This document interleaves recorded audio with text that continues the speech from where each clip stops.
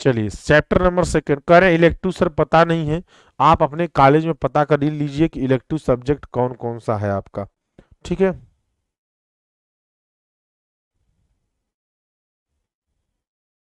आप कॉलेज में पता कर लीजिए इलेक्टिव सब्जेक्ट कौन कौन सा है। ठीक, हाँ हाँ, एग्जाम फॉर्म में भी भरा गया होगा, कॉलेज वाले अपने भर देते हैं। चलिए चैप्टर नंबर सेकेंड देखते हैं। उसी के आगे उसी के आगे फर्स्ट खत्म हो गया। डिटेरियोरेशन, डिटेरियोरेशन के कारण क्या है, स्रोत क्या है, कारण क्या है, प्रभाव क्या है डिटोरिएशन के।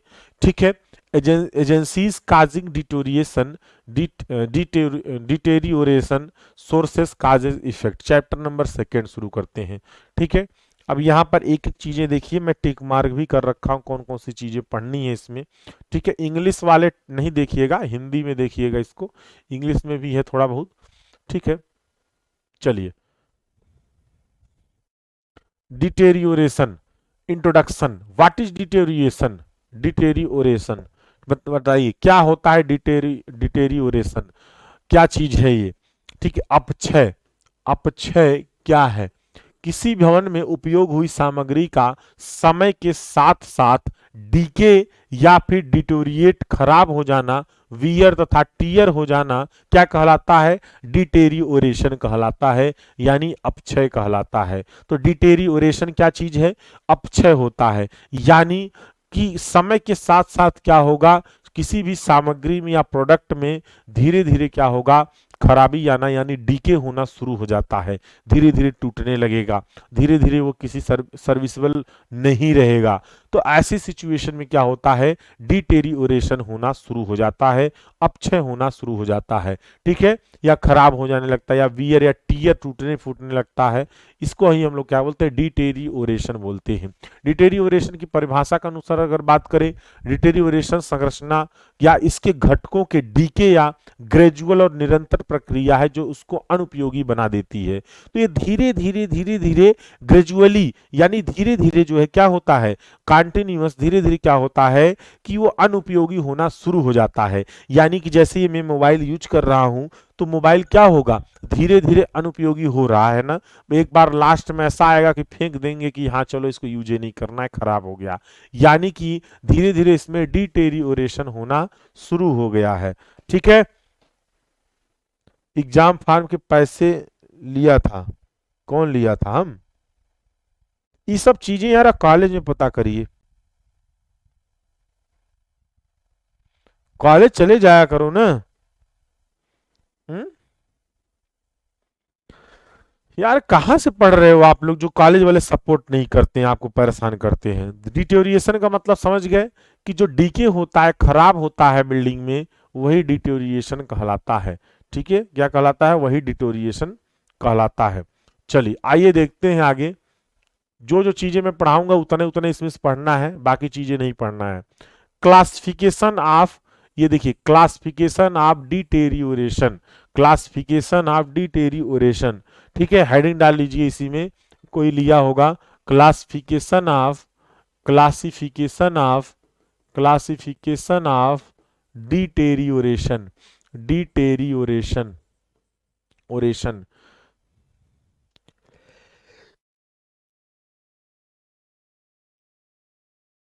तबीयत मेरी अब डाउन हो रही है, लेकिन चलिए कोई बात नहीं, हम दवा अब फिर लेते हैं आज। डिटेरियोरेशन, ठीक है, क्लासिफिकेशन ऑफ डिटेरियोरेशन। डिटेरियोरेशन की प्रक्रिया को मैकेनिकल, फिजिकल, फिजिकल, केमिकल या फिर जैविक बायोलॉजिकल के रूप में वर्गीकृत किया जा सकता है। यानी हम डिटेरियोरेशन को तीन तरीके से क्या कर सकते हैं, क्लासिफाई कर सकते हैं। मैकेनिकल यानी यांत्रिक तरीके से, दूसरा फिजिकल यानी भौतिक तरीके से, तीसरा केमिकल यानी रासायनिक तरीके से, चौथा बायोलॉजिकल यानी जैविक तरीके से। अब इसका मतलब यह है कि ये जो मैकेनिकल तरीके से कैसे उसमें अपक्षय हो जा रहा है, डिटोरिएशन हो जा रहा है, फिजिकल तरीके से कैसे डिटेरियोरेशन हो जा रहा है, केमिकल तरीके से कैसे डिटोरिएशन हो जा रहा है, बायोलॉजिकल तरीके से कैसे डिटोरिएशन हो जा रहा है। आइए देखते हैं एक एक करके। तो क्लासिफिकेशन ऑफ अगर डिटोरिएशन आपसे पूछा जाए तो आपको बताना है कि चार तरीके से हम लोग इसको वर्गीकृत कर सकते हैं। जैसे वियर एंड टीयर, यानी कि घिसना, घिस जाता है, टीयर यानी फटना। कोई चीज जैसे घिस रहा है बार बार, अब मान लीजिए कि ये मोबाइल है, अब मोबाइल यूज करते करते क्या होगा, घिस जाएगा। अब आप बिल्डिंग यूज करते हो तो टाइल्स क्या होता है, धीरे धीरे टाइल्स घिसने लगता है, टाइल्स क्या होता है, घिसने लगता है ना। तो वहां पर क्या हो रहा है, वियर हो जा रहा है। कहीं पर टूट फूट रहा है तो टीयरिंग हो जा रहा है। फटीग यानी धीरे धीरे क्या होगा, वो फटीग यानी बार बार चोट झटका लगते लगते वो एक ही जगह से टूट जाएगा। ठीक है। इम्पैक्ट, अचानक इम्पैक्ट झटका लग रहा है तो टाइल्स टूट जा रहा है या दरवाजे खिड़की टूट जा रहे हैं। ओवरलोडिंग, अत्यधिक लोडिंग कर दिए तो कि उसकी वजह से क्या होगा, कुछ न कुछ चीजें टूटेंगी, डीके होगा। तो ये क्या है, मैकेनिकल तरीके से क्या हो रहा है, अपक्षय यानी डिटेरियोरेशन हो रहा है। ठीक है। फिजिकल तरीके से अगर बात करें, भौतिक तरीके से बात करें, थर्मल चेंजेज, जैसे टेम्परेचर में बदलाव होगा। जब टेम्परेचर में बदलाव होगा तो कहीं न कहीं दीवालों में क्रैक डेवलप हो सकता है, यानी कि दरारें पड़ सकती हैं टेम्परेचर चेंजेज की वजह से। ठीक है। थर्मल चेंजेज यानी टेम्परेचर चेंजेज। क्लियर। और दूसरा क्या है, वॉल्यूम चेंजेज। वॉल्यूम चेंजेज में क्या होगा, मान लीजिए कि बिल्डिंग के नीचे फाउंडेशन है, फाउंडेशन के नीचे सॉइल है और सॉइल का वॉल्यूम चेंज हो, यानी कि वॉल्यूम हो सकता है उसकी कम हो जाए। तो कम होने से क्या होगा, सेटलमेंट यानी अनइक्वल अगर सेटलमेंट होता है तो उसकी वजह से भी अपक्षय होना शुरू हो जाता है। तो क्या है, एक तरह का फिजिकल डिटेरियोरेशन है। क्रैकिंग वगैरह हो सकती है, डिफॉर्मेशन ऑफ शेप, अलग अलग शेप में डिफॉर्म हो सकता है, चेंज हो सकता है, दीवारें वगैरह इधर उधर फट सकती हैं। ठीक है। फ्रीजिंग एंड थॉइंग, कभी कभी क्या होता है, अत्यधिक जो है मौसम ठंडा हो जाता है तो वहां पर क्या होता है कि हमारी थ्रोइंग यानी फ्रीजिंग, बर्फ वगैरह जमना शुरू हो जाता है। अब ये जब बिल्डिंग वगैरह बनाते हैं उस सिचुएशन में जब पानी वगैरह डाल यूज करते हैं तो वहां पर फ्रीजिंग थ्रोइंग हो जाता है, बाद में ये सब क्या होते हैं, पिघलते हैं, तो इसकी वजह से क्रैक डेवलप हो जाते हैं ना, गैप रह जाएंगे। तो ये सब क्या है, हमारा फिजिकल तरीके से डिटेरियोरेशन हो रहा है। केमिकल तरीके से अगर डिटेरियोरेशन की अगर बात करें, reaction of aggressive substance in contact. ठीक है। मान लीजिए कि आप जो यहाँ पर यूज किए हैं कोई भी एग्रीगेट वगैरह, अब उसमें कोई केमिकल वगैरह मिक्स हो तो वहां पर क्या होगा, वहां पर वो जो है कांटेक्ट में आएगा, तुरंत रिएक्ट करेगा और हीटिंग वगैरह होना शुरू हो जाएगा, उसकी वजह से भी क्रैक डेवलप हो सकता है। Reaction of harmful chemicals present with in material electrochemical process like corrosion. मान लीजिए कि जंग लगना शुरू हो जाए तो उसकी वजह से भी क्या होगा, अपक्षय होना शुरू हो जाता है। ठीक है।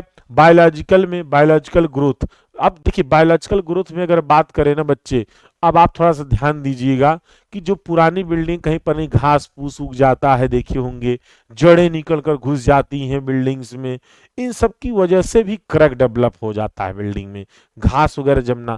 तो क्या है, बायोलॉजिकल बैक्टीरियोलॉजिकल ग्रोथ हो रहा है वहां पर।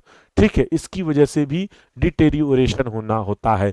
यानी डिटेरियोरेशन होने का मतलब अपक्षय होना, कि अपक्षय हमारा कितने तरीकों से हो सकता है, मैकेनिकल तरीके से हो सकता है, फिजिकल तरीके से हो सकता है, केमिकल तरीके से हो सकता है, बायोलॉजिकल तरीके से भी हो सकता है। ठीक है। चलिए आगे अब यहां पर देखते हैं, समझ में आया कि नहीं समझ में आया, बताइए। समझ में आया, समझ में आया।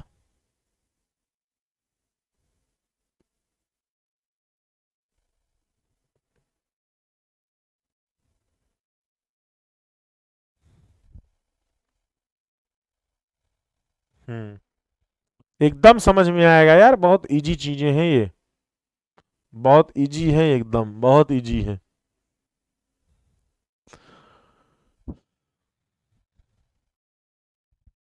ठीक।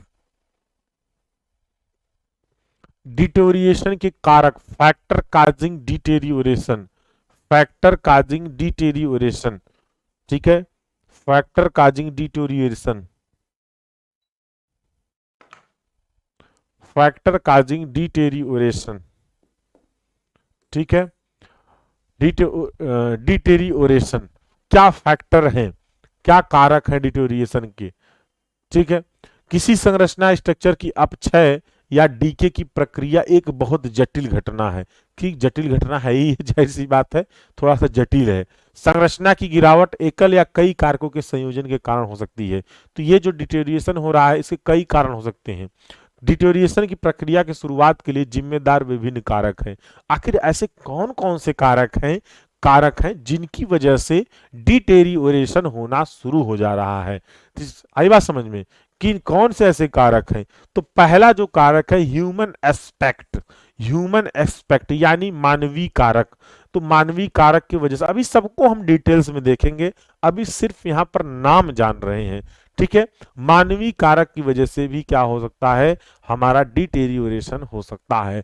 उसके बाद केमिकल फैक्टर्स है, रासायनिक कारक की वजह से भी हो सकता है। अब फ्यूरिंग फ्यूरिंग की वजह से, सब एक एक करके डिटेल्स में देखेंगे। ठीक है, इन्वायरमेंटल एस्पेक्ट्स, वातावरणीय कारक, तो सबसे खतरनाक कारक है वातावरणीय।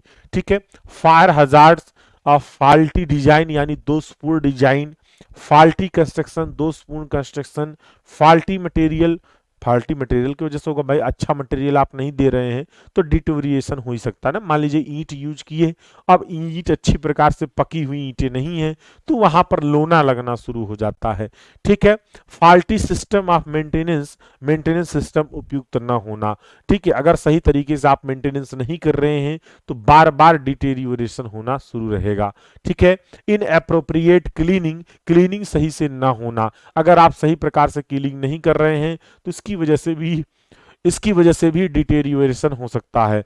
मिसयूज ऑफ बिल्डिंग, बिल्डिंग का अगर आप मिसयूज कर रहे हैं, यानी कि आप सही तरीके से बिल्डिंग नहीं यूज कर रहे हैं, आप गलत तरीके से यूज कर रहे हैं, लाकर बार बार कोई चीज पटक रहे हैं। ठीक है, दरवाजे खोल सही से बंद नहीं कर रहे, पीट रहे हैं, खिड़की दरवाजे पे ठोकर मार रहे हैं, तो ये सब क्या होगा, ये सब आप मिस यूज कर रहे हैं, सही तरीके से बिल्डिंग का उपयोग नहीं कर रहे हैं। इसकी वजह से भी हमारा जो है डिटेरियोरेशन होना शुरू रहता है। ठीक है, इन अप्रोप्रिएट क्लीनिंग, क्लीनिंग नहीं कर रहे हो, आप टाइल्स वगैरह की सफाई नहीं कर रहे हो, पीलापन पड़ जाएगा, दीवार में सफाई नहीं कर रहे हो। ठीक है, तो इन सब की वजह से भी क्या हो सकता है, डिटेरियोरेशन हो सकता है। ये सारी चीजें जो है हमारी डिटेरियोरेशन कारण है। ठीक है,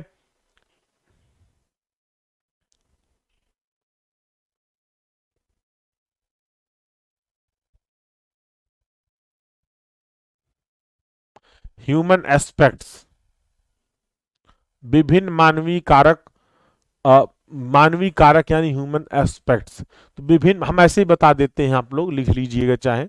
विभिन्न मानवीय कारक किसी भवन के डिटोरिएशन के कारण बन सकते हैं।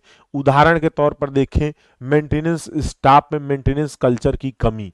मान लीजिए कि आप मानवीय कारक है, ध्यान रखिएगा कौन सा कारक है, मानवीय, यानी आदमी के द्वारा, मानव के द्वारा क्या कमी है, क्या ऐसा कारण है कि वो क्या कमी कर रहे हैं मानव लोग, कि जिसकी वजह से बिल्डिंग में डिटेरियोरेशन होना शुरू हो रहा है।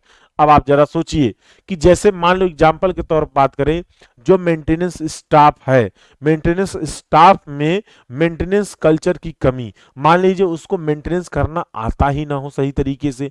अगर उसको मेंटेनेंस करना नहीं आएगा तो क्या वो खाक मेंटेनेंस करेगा, कर ही नहीं पाएगा मेंटेनेंस सही तरीके से। जब मेंटेनेंस नहीं करेगा तो हमें दोबारा मेंटेनेंस करने की आवश्यकता पड़ेगी। ठीक है, तो कमी अर्थात संरचना के रख रखाव के लिए जिम्मेदार व्यक्ति द्वारा उचित समय पर सुधारात्मक कार्य का अभाव। ठीक है, तो यहां पर उस टाइम पर, जब प्रेजेंट टाइम पर हमें अच्छे कारीगर यानी अच्छे जो है मेंटेनेंस की आवश्यकता होती है, तो वहां पर एक अच्छे मेंटेनर होने चाहिए। ठीक है, ताकि अच्छी प्रकार से मेंटेनेंस कर सके, एक जिम्मेदार व्यक्ति होना चाहिए। सही समय पर सही निर्णय लेकर करेक्टिव एक्शन यानी कि डिटेरियोरेशन के प्रभावों को कम किया जा सकता है, कम या धीमा किया जा सकता है। तो उसी समय पर क्या करना है, सही आप करेक्टिव मेजर कर ली, करेक्टिव जो है एक्शन लीजिए कि आप उसको हटाकर सही अच्छा जो है जो मेंटेनेंस कर सके उसको लाकर रखिए, ताकि आपका अच्छा काम हो। मेंटेनेंस कर्मचारियों की ओर से उचित रख रखाव, मेंटेनेंस कल्चर में कमी होने के कारण डिटेरियोरेशन अधिक हो सकता है। अगर ज्यादा है कमी तो इसकी वजह से ज्यादा होगा। ठीक है, मान लीजिए उसको आता ही ना हो कुछ, तो क्या करेगा, वो मेंटेनेंस कर ही नहीं पाएगा, फिर आगे चल के डिटोरिएशन रहेगा। ठीक है, देखिए करेक्टिव मेजर्स में अगर देखें तो कहाँ और कैसे किए जाने हैं, इसके साथ साथ वो जानकारी भी उसको होनी चाहिए कि कौन व्यक्ति किस कार्य के लिए बेहतर तरीके से क्या कर सकता है, काम कर सकता है, उसको उसी आधार पर उसी काम के लिए लगाया जाए ना। अगर पेंटर है तो पेंटिंग कर सकता है, जो जिसके लिए है उसी के लिए लगाया जाए। ठीक है, उसी आधार पर सभी स्टाफ की जिम्मेदारी फिक्स की जानी चाहिए, तो जो भी जिम्मेदारी है उनको सौंप दीजिए आप। ठीक है, इसके साथ ही मेंटेनेंस हेतु उपयुक्त धन की व्यवस्था भी होनी चाहिए, तो पैसे की भी व्यवस्था भी होनी चाहिए इसमें, अन्यथा धन के अभाव में मेंटेनेंस कार्य पर प्रतिकूल प्रभाव पड़ सकता है। पैसा ही नहीं देंगे लेबर मिस्त्री को तो कहाँ से काम करेंगे, नहीं करेंगे ना, बोलेंगे पैसे ही नहीं देता यार, हटाओ इसका काम क्या करो, जिससे डिटोरिएशन अधिक हो सकता है। अगर पैसा कम है तो डिटोरिएशन क्यों, क्योंकि आप सही पैसा नहीं दोगे ना, तो काम सही तरीके से नहीं करेंगे। आई बात समझ में? तो हाँ, इसके साथ साथ इस बात का ध्यान भी रखना अत्यंत आवश्यक है कि मेंटेनेंस कार्य में देरी न हो तथा वह समय से हो जाए, क्योंकि ये कहावत है कि अ स्टिच इन ए टाइम सेव नाइन। ठीक है, अर्थात यदि कार्य समय से न किया जाए तो बाद में उसे पूरा करने से अधिक समय की आवश्यकता पड़ सकती है। ठीक है, निम्नलिखित मानवीय कारकों के कारण भी क्षय डिटोरेशन में वृद्धि हो सकती है। देखिए, नियमित रख रखाव समय में अच्छी तरह से करने में विफलता, यदि आप नियमित रख रखाव नहीं कर रहे हैं, समय में थोड़ा सा आप अच्छी सावधानी नहीं रख रहे हैं, फेल हो जा रहे हैं, तो इसकी वजह से आपका डिटोरिएशन में वृद्धि हो सकती है। ठीक है, डिटेरियोरेशन वाले कारकों यानी फैक्टर के बारे में ज्ञान की कमी। अब ऐसा कोई फैक्टर है जो डिटोरिएशन को बढ़ा रहे हैं, अगर आपकी नॉलेज नहीं है तो इसकी वजह से भी उसके जो है वृद्धि हो जाएगी डिटोरिएशन में। मानकों के अनुरूप निर्माण सामग्री का उपयोग इस्तेमाल न किया जाना, मान लीजिए कि एक क्लास की ब्रिक यूज होनी है, सीमेंट ग्रेड 43 वाला यूज होना है और वह यूज नहीं हो रहा है, तो मानक के अनुसार सामग्री नहीं है, इसकी वजह से भी हमारा क्या हो सकता है, डिटेरियोरेशन हो सकता है। निर्माण के दौरान खराब कारीगरी, पुअर वर्कमैनशिप, जब हम बिल्डिंग बना रहे थे उस टाइम पर अगर अच्छे कारीगर नहीं यूज किए हैं तो वो सही तरीके से बिल्डिंग को नहीं बनाए होंगे, प्लास्टरिंग सही तरीके से नहीं किए होंगे, इसकी वजह से प्लास्टर टूटने लगा होगा, तो यहाँ पर डिटोरिएशन में वृद्धि हो रही है। निर्माण के दौरान पर्यवेक्षक यानी सुपरविजन में कमी, तो जब भी कंस्ट्रक्शन होता है उस टाइम पर सुपरविजन जो हम लोग करेंगे, ठीक है, उसमें जो कमी, मान लीजिए हम नहीं देख रेख कर रहे हैं, उसमें कमी आ जाएगी। ठीक है, उपयोगकर्ता के बीच जागरूकता की कमी, मान लीजिए कि जो लोग उसको उपयोग कर रहे हैं उनके अंदर जागरूकता नहीं है, क्या चीजें प्रॉब्लम आ रही हैं, क्या फेस हो रहा है, अगर बता ही नहीं पा रहे हैं कि हाँ यहाँ सीरन आ रहा है, तो फिर जब बता ही नहीं पा रहे तो सुधारा कैसे जाएगा, इसकी वजह से भी वहां पर क्या हो सकता है, डिटोरिएशन हो सकता है। ध्यान पूर्वक कार्य न करना, सही से अगर कोई कार्य नहीं कर रहा इसकी वजह से डिटोरिएशन आएगा। खराब प्लानिंग तथा बजट की कमी, अगर सही तरीके से प्लानिंग करके आप मेंटेनेंस नहीं करवाते हैं तो इसकी वजह से भी हमारी क्या हो सकती है, कमी आ सकती है। आई बात समझ में? क्लियर? ठीक है, चलिए इसके आगे कल देखेंगे। ठीक है, क्योंकि आज मेरी हालत खराब हो रही है, केमिकल फैक्टर कल से देखेंगे। केमिकल फैक्टर, इन्वायरमेंटल, वो डिस, हाँ वो सब चीजें कल देख लेंगे, इसको खत्म कल करेंगे। ठीक, बहुत अच्छा, ये सब समझ में आ रहा है ना, समझ में आ रहा है कि नहीं बताइए? अभी तक जितना पढ़ाए हैं आपको समझ में आया कि नहीं, बताइए? अभी तक जितना पढ़ाए हैं आपको समझ में आया? बहुत बढ़िया। एक बार इसको रिवीजन जरूर करिएगा घर पे, हमारी बात मानिए आप। ये जो इतना पढ़ाया हूँ इसका फर्स्ट चैप्टर भी अपलोड हो गया है, आप इस नोट्स को डाउनलोड करके प्रिंट करा लीजिए, अपलोड है। और इस वीडियो को चलाकर दोबारा नोट्स को खोल के रखिए और ये चीजों को समझ लीजिए, एकदम दिमाग में सेट हो जाएगा, बार बार आपको रटने की जरूरत नहीं है, वो लिख डालेंगे आप। ठीक है, कम आ रहा है, कैसे कम आ रहा है भाई, कुछ है नहीं, ये आपकी लाइफ से जुड़ा हुआ है। आपके घर में बिल्डिंग होगा, डिटेरिएशन का मतलब है अपक्षय होना, टूटना फूटना गिरना।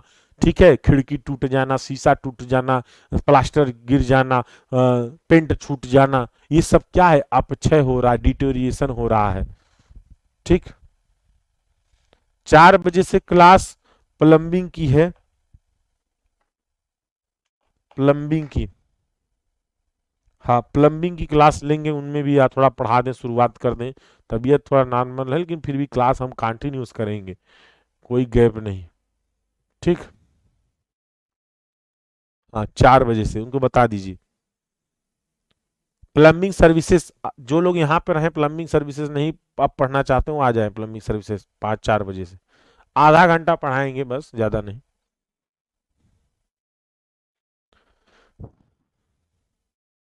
चलिए उसी के आगे नेक्स्ट कंटिन्यूस करते हैं।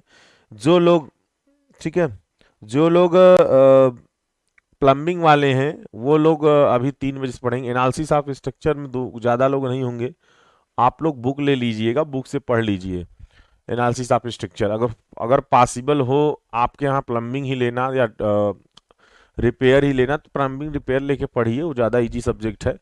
ऑप्शनल सब्जेक्ट को आप इजी लीजिए। चलिए,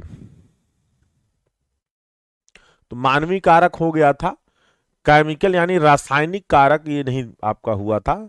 इसमें देखिए जो ये आपको पीडीएफ दिए ना, हिंदी इंग्लिश दोनों में है, ऊपर हिंदी है नीचे इंग्लिश है। तो हम तो हिंदी ही पढ़ाते हैं, आपको पता ही है। इंग्लिश वाला जो लोग इंग्लिश में पढ़ते होंगे वो लोग इंग्लिश वाले अपना इंग्लिश में लिख लेंगे। ठीक है। चलिए, और ये मैं बताया हूँ एशियन वाली बुक है, ठीक है। हाँ, बहुत ज़्यादा नहीं है, थोड़ा थोड़ा है तो थोड़ा थोड़ा लिख लीजिए। चलिए, अब यहाँ पर देखिए आपका रासायनिक कारक यानी केमिकल फैक्टर। केमिकल फैक्टर कैसे अफेक्ट करेगा, सोचिए कि केमिकली कैसे अफेक्ट करता है। रासायनिक प्रतिक्रिया आसपास के वातावरण के साथ कुछ सामग्रियों के संपर्क के कारण होती हैं, जिसके कारण मटेरियल या कंपोनेंट में विघटन यानी डिसइंटीग्रेशन या कठोरता तथा रंग में बदलाव डिस्कलरिफिकेशन हो जाता है। अभी आप देखिए कि जब धूप वगैरह लगता है तो उसकी वजह से कलर ही क्या होता है, उड़ना शुरू हो जाता है। ऐसा क्यों होता है? ऐसा इसलिए होता है कि जब धूप पड़ता है, धूप पड़ने की वजह से कलर उड़ने लगता है। इसका मतलब ऐसे डायरेक्टली थोड़ी ना उड़ जाता होगा, उसमें कुछ न कुछ केमिकल रिएक्शन होता होगा जिसकी वजह से कलर उड़ जाता होगा। ठीक है।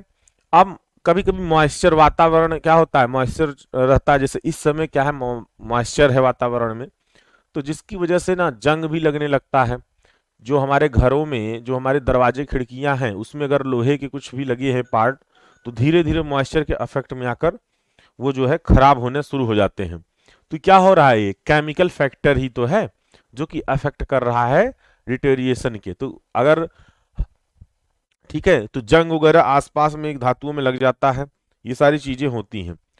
जैसे हवा हुआ, पानी हुआ, मिट्टी सल्फेट कार्बन डाइऑक्साइड के साथ संयोजन करके अधिक स्थिर स्थिति तक पहुंच जाता है। तो यहाँ पर सबसे ज्यादा इफेक्ट करेगा एनवायरमेंटल, यानी कि जो हमारा पर्यावरण है। यदि पर्यावरण ज्यादा दूषित है तो उसकी वजह से भी क्या होता है कि हमारे जो है वस्तुएं खराब होना शुरू हो जाती हैं। ठीक है। उसके बाद देखेंगे पर्यावरणीय कारक यानी इन्वायरमेंटल एक्सपर्ट्स।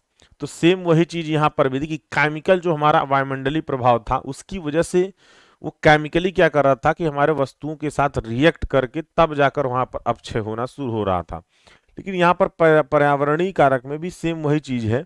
यहाँ पर अल्ट्रावायलेट किरणें हैं, और ये सब मिट्टी, आसपास की मिट्टी में भी स्ट्रक्चर जो होते हैं उसकी वजह से भी फर्क डालता है। अब मान लीजिए कि आप लोग जो बिल्डिंग बनाए हैं उसमें जो कंक्रीट यूज किए हैं, कंक्रीट तो आपका सूरज के संपर्क में तो आएगा ही, जाहिर सी बात है। उसकी वजह से भी प्रॉब्लम करता है, यानी हिमपात वगैरह जैसे होने लगा, बर्फबारी होने लगी, तो बर्फबारी हो रही है, अब बर्फ वगैरह के जो टुकड़े गिर रहे हैं बिल्डिंग पर, तो उसकी वजह से भी, तो क्योंकि वहां थ्रोइंग और फ्रीजिंग होना शुरू हो जाएगा। यानी कि कंक्रीट में क्या होगा, थ्रोइंग और फ्रीजिंग होने की वजह से कंक्रीट में क्रैक यानी दरारें भी पड़ सकती हैं। देखिए, ज्यादा अगर टेम्परेचर कम हो तब पर भी कंक्रीट में दरारें पड़ सकती, ज्यादा टेम्परेचर हाई हो तब पर भी कंक्रीट में दरारें पड़ सकती हैं। या फिर मॉइस्चर हो तो कंक्रीट के प्लास्टर, कंक्रीट वो फूलने लगेगा, प्लास्टर फूलने लगेगा, प्लास्टर गिरने लगता है। तो ये सब क्या है, ये सब मतलब कि आपको क्या कर रहा है, आपसे कर रहा है, नहीं, डिटेरियोरेशन हो रहा है आपके बिल्डिंग में। वायु दूषित है, गैस, वायु दूषित का अगर है तो उसका मतलब कि वायु में कोई ऐसी गैसेस होंगी जो कि हमारे बिल्डिंग को अफेक्ट डालेंगी। तो यहाँ पर हमारा इन्वायरमेंटल एक्सपर्ट्स भी जो है ठीक है। उसके बाद फायर हजार्ड्स में देखेंगे। फायर हजार्ड्स में देखिए, आग अगर सही समय पर नियंत्रित नहीं की जाती है, यानी कि आग अगर लग जाए तब पर भी वहां पर अपक्षय होगा। देखिए एक तो हमारी जो कंक्रीट है ना, कुछ लोग कहते हैं कंक्रीट में आग नहीं लगती, लेकिन जब लगती है ना तो बुझती नहीं है। आई बात समझ में? कंक्रीट ऐसा है ये कि जब तक लगती नहीं तो लगती नहीं है, और जब लगती है तो फिर बुझेगी नहीं, क्योंकि ये हाई टेम्परेचर पर जाने पर कंक्रीट में आग लग जाती है। इसीलिए जब बहुत ज्यादा, 1 मिनट अभी हम ले रहे हैं, आपका कॉल ले रहे हैं, ठीक है। और इसीलिए जब ज्यादा टेम्परेचर हाई होता है, कभी कभी बिल्डिंग में आग लगती देखे होंगे, फिर आग बुझती नहीं है, पूरा जलकर राख हो जाता है, पूरी कंक्रीट वगैरह सब जलना शुरू कर देते हैं। तो ऐसी बात नहीं है, कंक्रीट में भी आपकी आग वगैरह लगती है। आग अगर सही समय पर नियंत्रित नहीं की जाती है तो वह इमारत और रहने वाले दोनों के लिए खतरनाक साबित हो सकती है। भवनों यानी बिल्डिंग कंपोनेंट, कंपोनेंट में क्या आएगा आपका, जैसे हमारी दरवाजे हुए, खिड़की हुए, दीवारें हुई, बीम हुआ, ये सब कंपोनेंट हैं बिल्डिंग के। तो कंपोनेंट में भी जो है, या जो भी एलिमेंट है, ये अग्नि प्रतिरोधकता क्षमता की परीक्षण करके ही उसको लगाना चाहिए। क्योंकि देखिए इसीलिए कहते हैं ना भैया, सीजनड लकड़ी लगाइए खिड़की दरवाजे में। क्यों कहते हैं? सीजन लकड़ी की ये खास बात है कि बाय द वे अगर आग लग भी जाती है तो लकड़ी जल्दी जलेगी नहीं, थोड़ी देर तक वो आग झेलेगी कि हाँ चलो ठीक है लगने दो, लेकिन वो जब एक सीमा के ऊपर जाएगा तभी आग लगेगा। इसलिए सीजन लकड़ी जो है यूज करते हैं। तो वहां पर जो अग्नि प्रतिरोधकता है यानी फायर रेजिस्टेंस, उसको चेक करते रहना चाहिए, या चेक करके ही लगाना चाहिए, ताकि आग वगैरह जल्दी घर में न लग पाए, ठीक है। जिसे आमतौर पर आवर्स या पार्ट आवर्स में मापा जाता है। आग के द्वारा भवन की सभी सामग्रियों घटकों पर प्रतिकूल प्रभाव पड़ सकता है, सीधे डायरेक्टली पूरी तरह से आंशिक रूप से जल सकते हैं। तो आंशिक रूप से भी जल सकता है, पूर्ण रूप से भी जल सकता है, ठीक है। तो इसलिए हर एक चीज चेक करके फायर रेजिस्टेंस वगैरह तभी आप यूज करें। तो इसकी वजह से भी, मतलब फायर की वजह से भी हमारा नुकसान हो सकता है, ठीक है। और एक चीज और देखिए, कभी कभी ना ज्यादा मान लीजिए कि कमरों में कहीं पर आग लग रही है, तो उसकी वजह से, और जहां पर आग डायरेक्टली न जाए, यानी उसकी गर्मी से, कहीं आसपास के क्षेत्र में आग जल रहा है तो उसकी गर्मी से भी क्या होता है, लकड़ियां सूखने लगती हैं, फूलने लगती हैं, कई चीजें उसमें आपको फिनोमेना देखने को मिलेगा। ऐसे चटकने जैसा लगेगा, यानी क्रैक्स वगैरह कुछ होने लगेंगे, ठीक है। तो इस तरह से जो है, मतलब विकृति कह सकते हो, यानी कि वो थोड़ा सा परिवर्तन होने लगेगा उसके आकार में। आकार में परिवर्तन होना यानी विकृति, यानी स्ट्रेन होना शुरू हो जाएगा, ठीक है। तो ये सारी चीजें हो सकती हैं यदि अधिक टेम्परेचर हो जाए, ठीक है। दोषपूर्ण डिजाइन यानी फाल्टी डिजाइन। अब देखिए क्या है ना, डिटोरिएशन कैसे फाल्टी डिजाइन की वजह से बढ़ सकता है।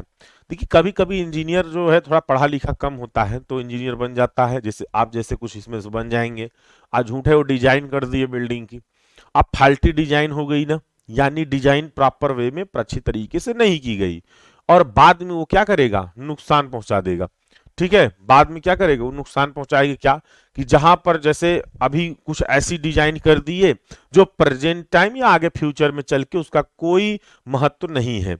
देखिए डिजाइन करने का इंजीनियर का मतलब होता है कि आप ऐसा बिल्डिंग का डिजाइन करें कि आगे 10 साल बाद भी अगर उस बिल्डिंग का उपयोग किया जाए तो जो आप डिजाइन करें हैं उसका एक महत्व रहे। नहीं तो पता चला आप दरवाजे खिड़की ऐसे सेट कर दिए, आगे चल के ज्यादा हाई टेम्परेचर हुआ, मौसम परिवर्तन हुआ, तो घर ठंडा ही नहीं हो रहा है, कूलिंग ही नहीं हो पा रही है, यानी कि अच्छे से आप उसमें क्या किए, वेंटिलेशन सिस्टम नहीं दे पाए। तो ये सारी चीजें जो है थोड़ा सा फैक्टर डालती हैं। तो फाल्टी डिजाइन अगर है तो भी वहां डिटोरिएशन यानी अपसे होना शुरू हो जाएगा, ठीक है।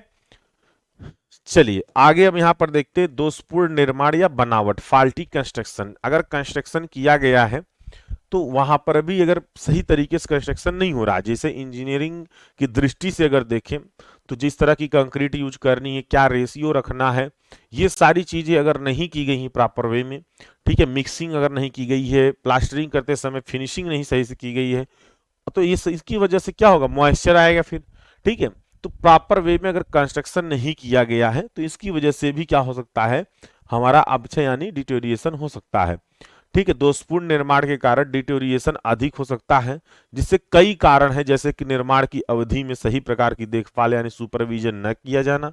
जब कंस्ट्रक्शन हो रहा था तब उस टाइम पर सुपरविजन करना आवश्यक था, बट सुपरविजन आपने किया नहीं।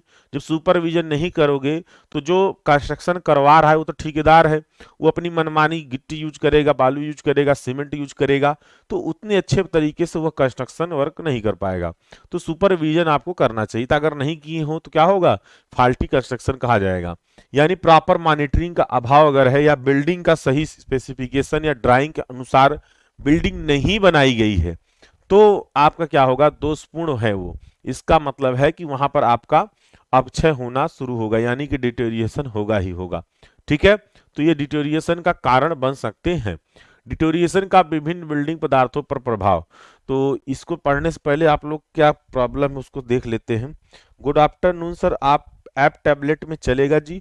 हाँ, ऐप जितने लोग टैबलेट पा रहे हैं उन सभी में चलेगा, ठीक है। बस कुछ टैबलेट में ऐसे हैं कि उसमें आपको टर्न ऑफ यूएसबी डिबगिंग बोलेगा, तो वहां पर क्या करना है, आपको ऐप अपने टैबलेट में जाना है, अबाउट टैबलेट सेटिंग में, अबाउट टैबलेट में जाकर वहां पर डेवलपर ऑप्शन को ऑन करना है। उसके बाद वो अपने ऑटोमेटिक, सॉरी, उसको ऑफ करना, ऑन नहीं ऑफ करना है, फिर वो अपने आप चलना शुरू हो जाएगा। ठीक है, सभी टैबलेट में चलेगा। ठीक, चलिए, आप बहुत अच्छा पढ़ाते हैं, थैंक यू। हाँ बताइए, क्या किसका प्रॉब्लम क्या था, पहले सुन लें उसके बाद हैंड रेज करिए। कौन कर रहा था हैंड रेज? हो गया, किसी का कोई प्रॉब्लम नहीं, आगे चले। ये क्वेश्चन बहुत इंपॉर्टेंट है। हाँ, एक चीज ध्यान दीजिएगा, यदि आप टैबलेट में चला रहे हैं तो फोन में नहीं चलेगा, यदि फोन में चला रहे हैं तो टैबलेट में, किस एक ही टाइम पर एक ही फोन में चलेगा या एक ही डिवाइस में चलेगा। बार बार अगर आप लॉग इन लॉग आउट करते हैं तो यहां से आपको ब्लॉक कर दिया जाएगा, इस बात का ध्यान दीजिए। ठीक है, क्योंकि अगर बार बार लॉग इन लॉग आउट करते हैं तो वो आपको फिर गलत एक्टिविटीज में पाया जाएगा, तो यहाँ से ब्लॉक कर दिया जाएगा, ऑटोमेटिक सिस्टम है वो, हम कहे या न कहे ऑटोमेटिक आप ब्लॉक हो जाएंगे। ठीक है, डीएसएस में डरने की जरूरत नहीं है। अभी जब मेन आपको निचोड़ निकल के मिलेगा ना, वो मोस्ट इंपॉर्टेंट, फिर आपको डरने की जरूरत नहीं है। अभी देखिएगा, 1 तारीख को आपको पता चल जाएगा आप क्या पढ़े हैं और क्या पूछ रहा है। ठीक, चलिए। हम्म, कोई दिक्कत नहीं है, चलिए, प्रियंका कह रही कोई दिक्कत नहीं है। चलो ठीक, आगे बढ़े। हम कॉलेज पर फोन से चलाते हैं। अच्छा अच्छा, ठीक। न्यूमेरिकल बहुत कम नहीं हुए हैं, न्यूमेरिकल अभी जैसा पूछता है एग्जाम में वैसा हम करवाएंगे, इसीलिए न्यूमेरिकल कम करवाए हैं। ठीक है, प्रियंका घर पर टैबलेट से चलाती हैं और कॉलेज में फोन से चलाती हैं। हाँ, तो संभले रहिएगा, नहीं तो ऐसा ब्लॉक होंगी तो समझ में नहीं आएगा फिर। ठीक है, क्यूएसबी का कैसे होगा, क्यों इतना परेशान हैं आप लोग यार? पहले क्वेश्चन पेपर ले लो हमसे, मोस्ट इंपॉर्टेंट, फिर देखो क्या क्या चीजें नहीं पढ़े हैं उसमें से, फिर हमसे बात करो। चलिए, अब यहां पर देखिए, आगे देखिए, कौन हैंड रेज कर रहा था, 1 मिनट देखिए। हम थोड़ी ना कुछ कर रहे हैं, वो ऑटोमेटिक है, तो क्या करें हम। कार्तिक बोलिए। हाँ, भंडारी ध्यान ही नहीं दिए यार, उसको नोट कर लें तब ना आपको बताएंगे भंडारी क्या होता है। हम्म, गनाइटीकरण, गनाइटीकरण, गनाइटीकरण अभी इसी में पढ़ाएंगे। हाँ ठीक है, गनाइटीकरण इसी में पढ़ाएंगे तब देखना। गनाइटीकरण में क्या होता है, जैसे कोई डैम वगैरह है, ध्यान से, डैम वगैरह है, कभी कभी डैम में ना क्रैक आ जाता है, या कोई या पुल वगैरह कह सकते हो कहीं पर, उसमें कहीं पर क्या होगा, 1 मिनट रुक जाओ। ठीक है, जो पुल वगैरह है उसमें कहीं पर क्रैक आ जाता है, तो एक इंजेक्टर मशीन होती है, जैसे सिरिंज नहीं होता इंजेक्शन, उसी तरह से इंजेक्टर मशीन होती है। उसमें हम लोग क्या करते हैं, सीमेंट का पेस्ट भरते हैं, पेस्ट भर के उसको इंजेक्ट कराते हैं प्रेशर से, प्रेशराइज फॉर्म में प्रेस करा कर, प्रेशर प्रेशर से जो है प्रेस कराएंगे, तो उसके जो क्रैक होते हैं उसमें क्या होता है, वो पूरा भर जाता है आपका सीमेंट पेस्ट, उसको बोलते हैं गनाइटीकरण करना। क्या कहते हैं, गनाइटीकरण करना। चलिए, आएगा, अभी सब आएगा आगे, इसी में आएगा, इपॉक्सी इंजेक्शन वगैरह सब लगाएंगे इसमें। चलिए, लास्ट में है, मनोज बोलिए। हम हाँ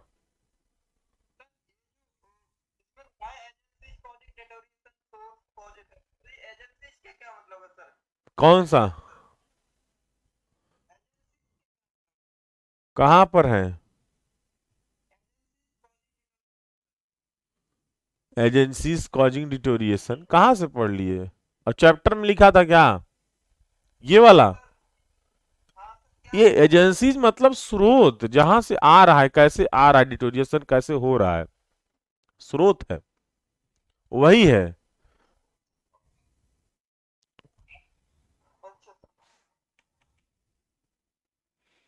सोर्स कहे चाहे एजेंसीज कहे बात वही है चलिए पढ़िए जिसकी जैसे चल रहा है पढ़ते रहिए ठीक है कोई दिक्कत है कोई प्रॉब्लम है तो हमें व्हाट्सअप करिए चलो ठीक आगे चलते हैं आपका ये टॉपिक है ये टॉपिक आ सकता है लेकिन ये टॉपिक ना डायरेक्टली ऐसे नहीं आता है क्वेश्चन जब इससे बनेगा अभी तक तो क्वेश्चन इससे बना ही नहीं मतलब अभी अगर देखें ना तो रिपेयर हुआ चाहे प्लम्बिंग हुआ अभी तक पेपर ही नहीं हुआ है इसका पिछले साल एमसीक्यू हो गया तो उसके पहले सब्जेक्ट ही नहीं था नया नया सब्जेक्ट आया है आप लोग के लिए ठीक है तो इससे क्वेश्चन जब पूछा जाएगा तो क्वेश्चन इस टॉपिक से अगर हम देखें तो इस टॉपिक से क्वेश्चन जब पूछा जाएगा तो पार्टिकुलर किसी प्रोडक्ट पर पूछा जाएगा ठीक है यानी कि जैसे इसमें क्या कह रहा है क्वेश्चन में कह रहा है कि डिटेरियोरेशन का विभिन्न बिल्डिंग पदार्थों पर प्रभाव यानी कि सभी पदार्थों पर हम लोग यहां तो पढ़ लेंगे जैसे ब्रिक पर क्या प्रभाव पड़ रहा है डिटोरिएशन का उसको पढ़ेंगे ठीक है उसके बाद प्लास्टिक हुआ उसके बाद पेंट हुआ उसके बाद फिर हमारा स्टील हुआ उसके बाद फिर और भी जितने मतलब हाँ टिम्बर हुआ और भी जितने भी हमारे इसमें पदार्थ यानी जो मटेरियल यूज किए गए हैं बिल्डिंग में उस पर जो है अगर देखें तो डिटोरिएशन का क्या इफेक्ट है ये अलग अलग हम लोग पढ़ेंगे और जब भी एग्जाम में पूछेगा आपसे तो एक साथ कहीं पूछता है इसमें जब पूछेगा तो अलग पूछेगा कहेगा कि ब्रिक में या बिल्डिंग जो हमारा मटेरियल यानी ब्रिक पर क्या डिटोरिएशन का क्या प्रभाव पड़ता है कि कैसे हमारा डिटोरिएशन हो जाता है ठीक है तो अलग अलग पर्टिकुलर किसी एक पर नहीं मतलब अलग अलग पर किसी पर भी पूछ सकता है यानी ये कंबाइंड क्वेश्चन नहीं बनेगा इसलिए नहीं बनेगा क्योंकि ये बहुत ज्यादा लेंदी हो जाता है इस पर क्वेश्चन अलग अलग नहीं बनाएगा ठीक है संरचना यानी स्ट्रक्चर के तेजी से बिगड़ने की रोकथाम के लिए जो है विभिन्न कारकों एवं क्षय तथा गिरावट डिटोरिएशन एंड डीके के स्रोतों का ज्ञान होना आवश्यक है तो इन एजेंसीज से होने वाले एजेंसीज का मतलब यही है कि जो यहाँ से स्रोत जहां से हमारा क्या हो रहा है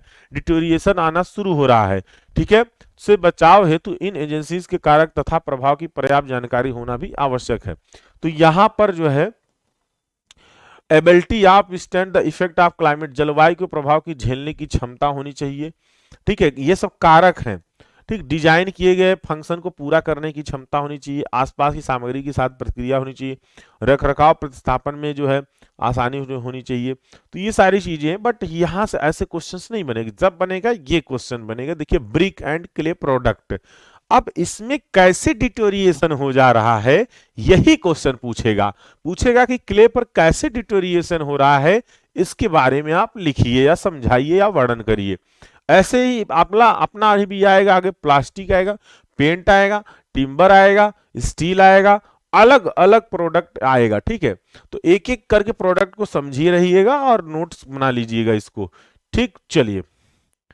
तो यहां पर देखिए brick and clay product brick and clay product यानी ब्रिक को हम लोग क्ले प्रोडक्ट भी कह सकते हैं क्योंकि क्ले मतलब क्या होता है क्ले मतलब होता है मृतिका क्ले मृतक मतलब होता है मृतिका हिंदी में मृतिका क्या होती है मिट्टी होती है मिट्टी होती है कितने लोग बता सकते हैं कि मिट्टी कितने प्रकार की हो सकती है मिट्टी कितने प्रकार की हो सकती है सॉइल सॉइल का है पार्ट है क्ले ठीक है नहीं तो कुछ लोग क्ले मतलब मिट्टी बोलेंगे हमें पता है क्ले मतलब मिट्टी बोलेंगे क्ले का मतलब मृतिका यानी कि सॉइल का ही पार्ट है क्ले ठीक है सॉइल में आपका तीन आएगा सिल्ट आएगा सैंड आएगा क्ले आएगा तो इसमें क्या है क्ले प्रोडक्ट है क्ले प्रोडक्ट से हम लोग क्या बनाते हैं ब्रिक बनाते हैं कभी सैंड से ब्रिक नहीं बनता ठीक है जब बनेगा क्ले से बनेगा इसीलिए क्ले प्रोडक्ट बोलते हैं ठीक ब्रिक में डिफेक्ट कई कारकों से हो सकते हैं कारणों से हो सकते हैं जैसे पुअर डिजाइन मान लीजिए जब ब्रिक बनाया जा रहा होता है उस टाइम पर अगर प्रॉपर वे में डिजाइन नहीं किया गया है तो भी आपका डिफेक्ट आ जाएगा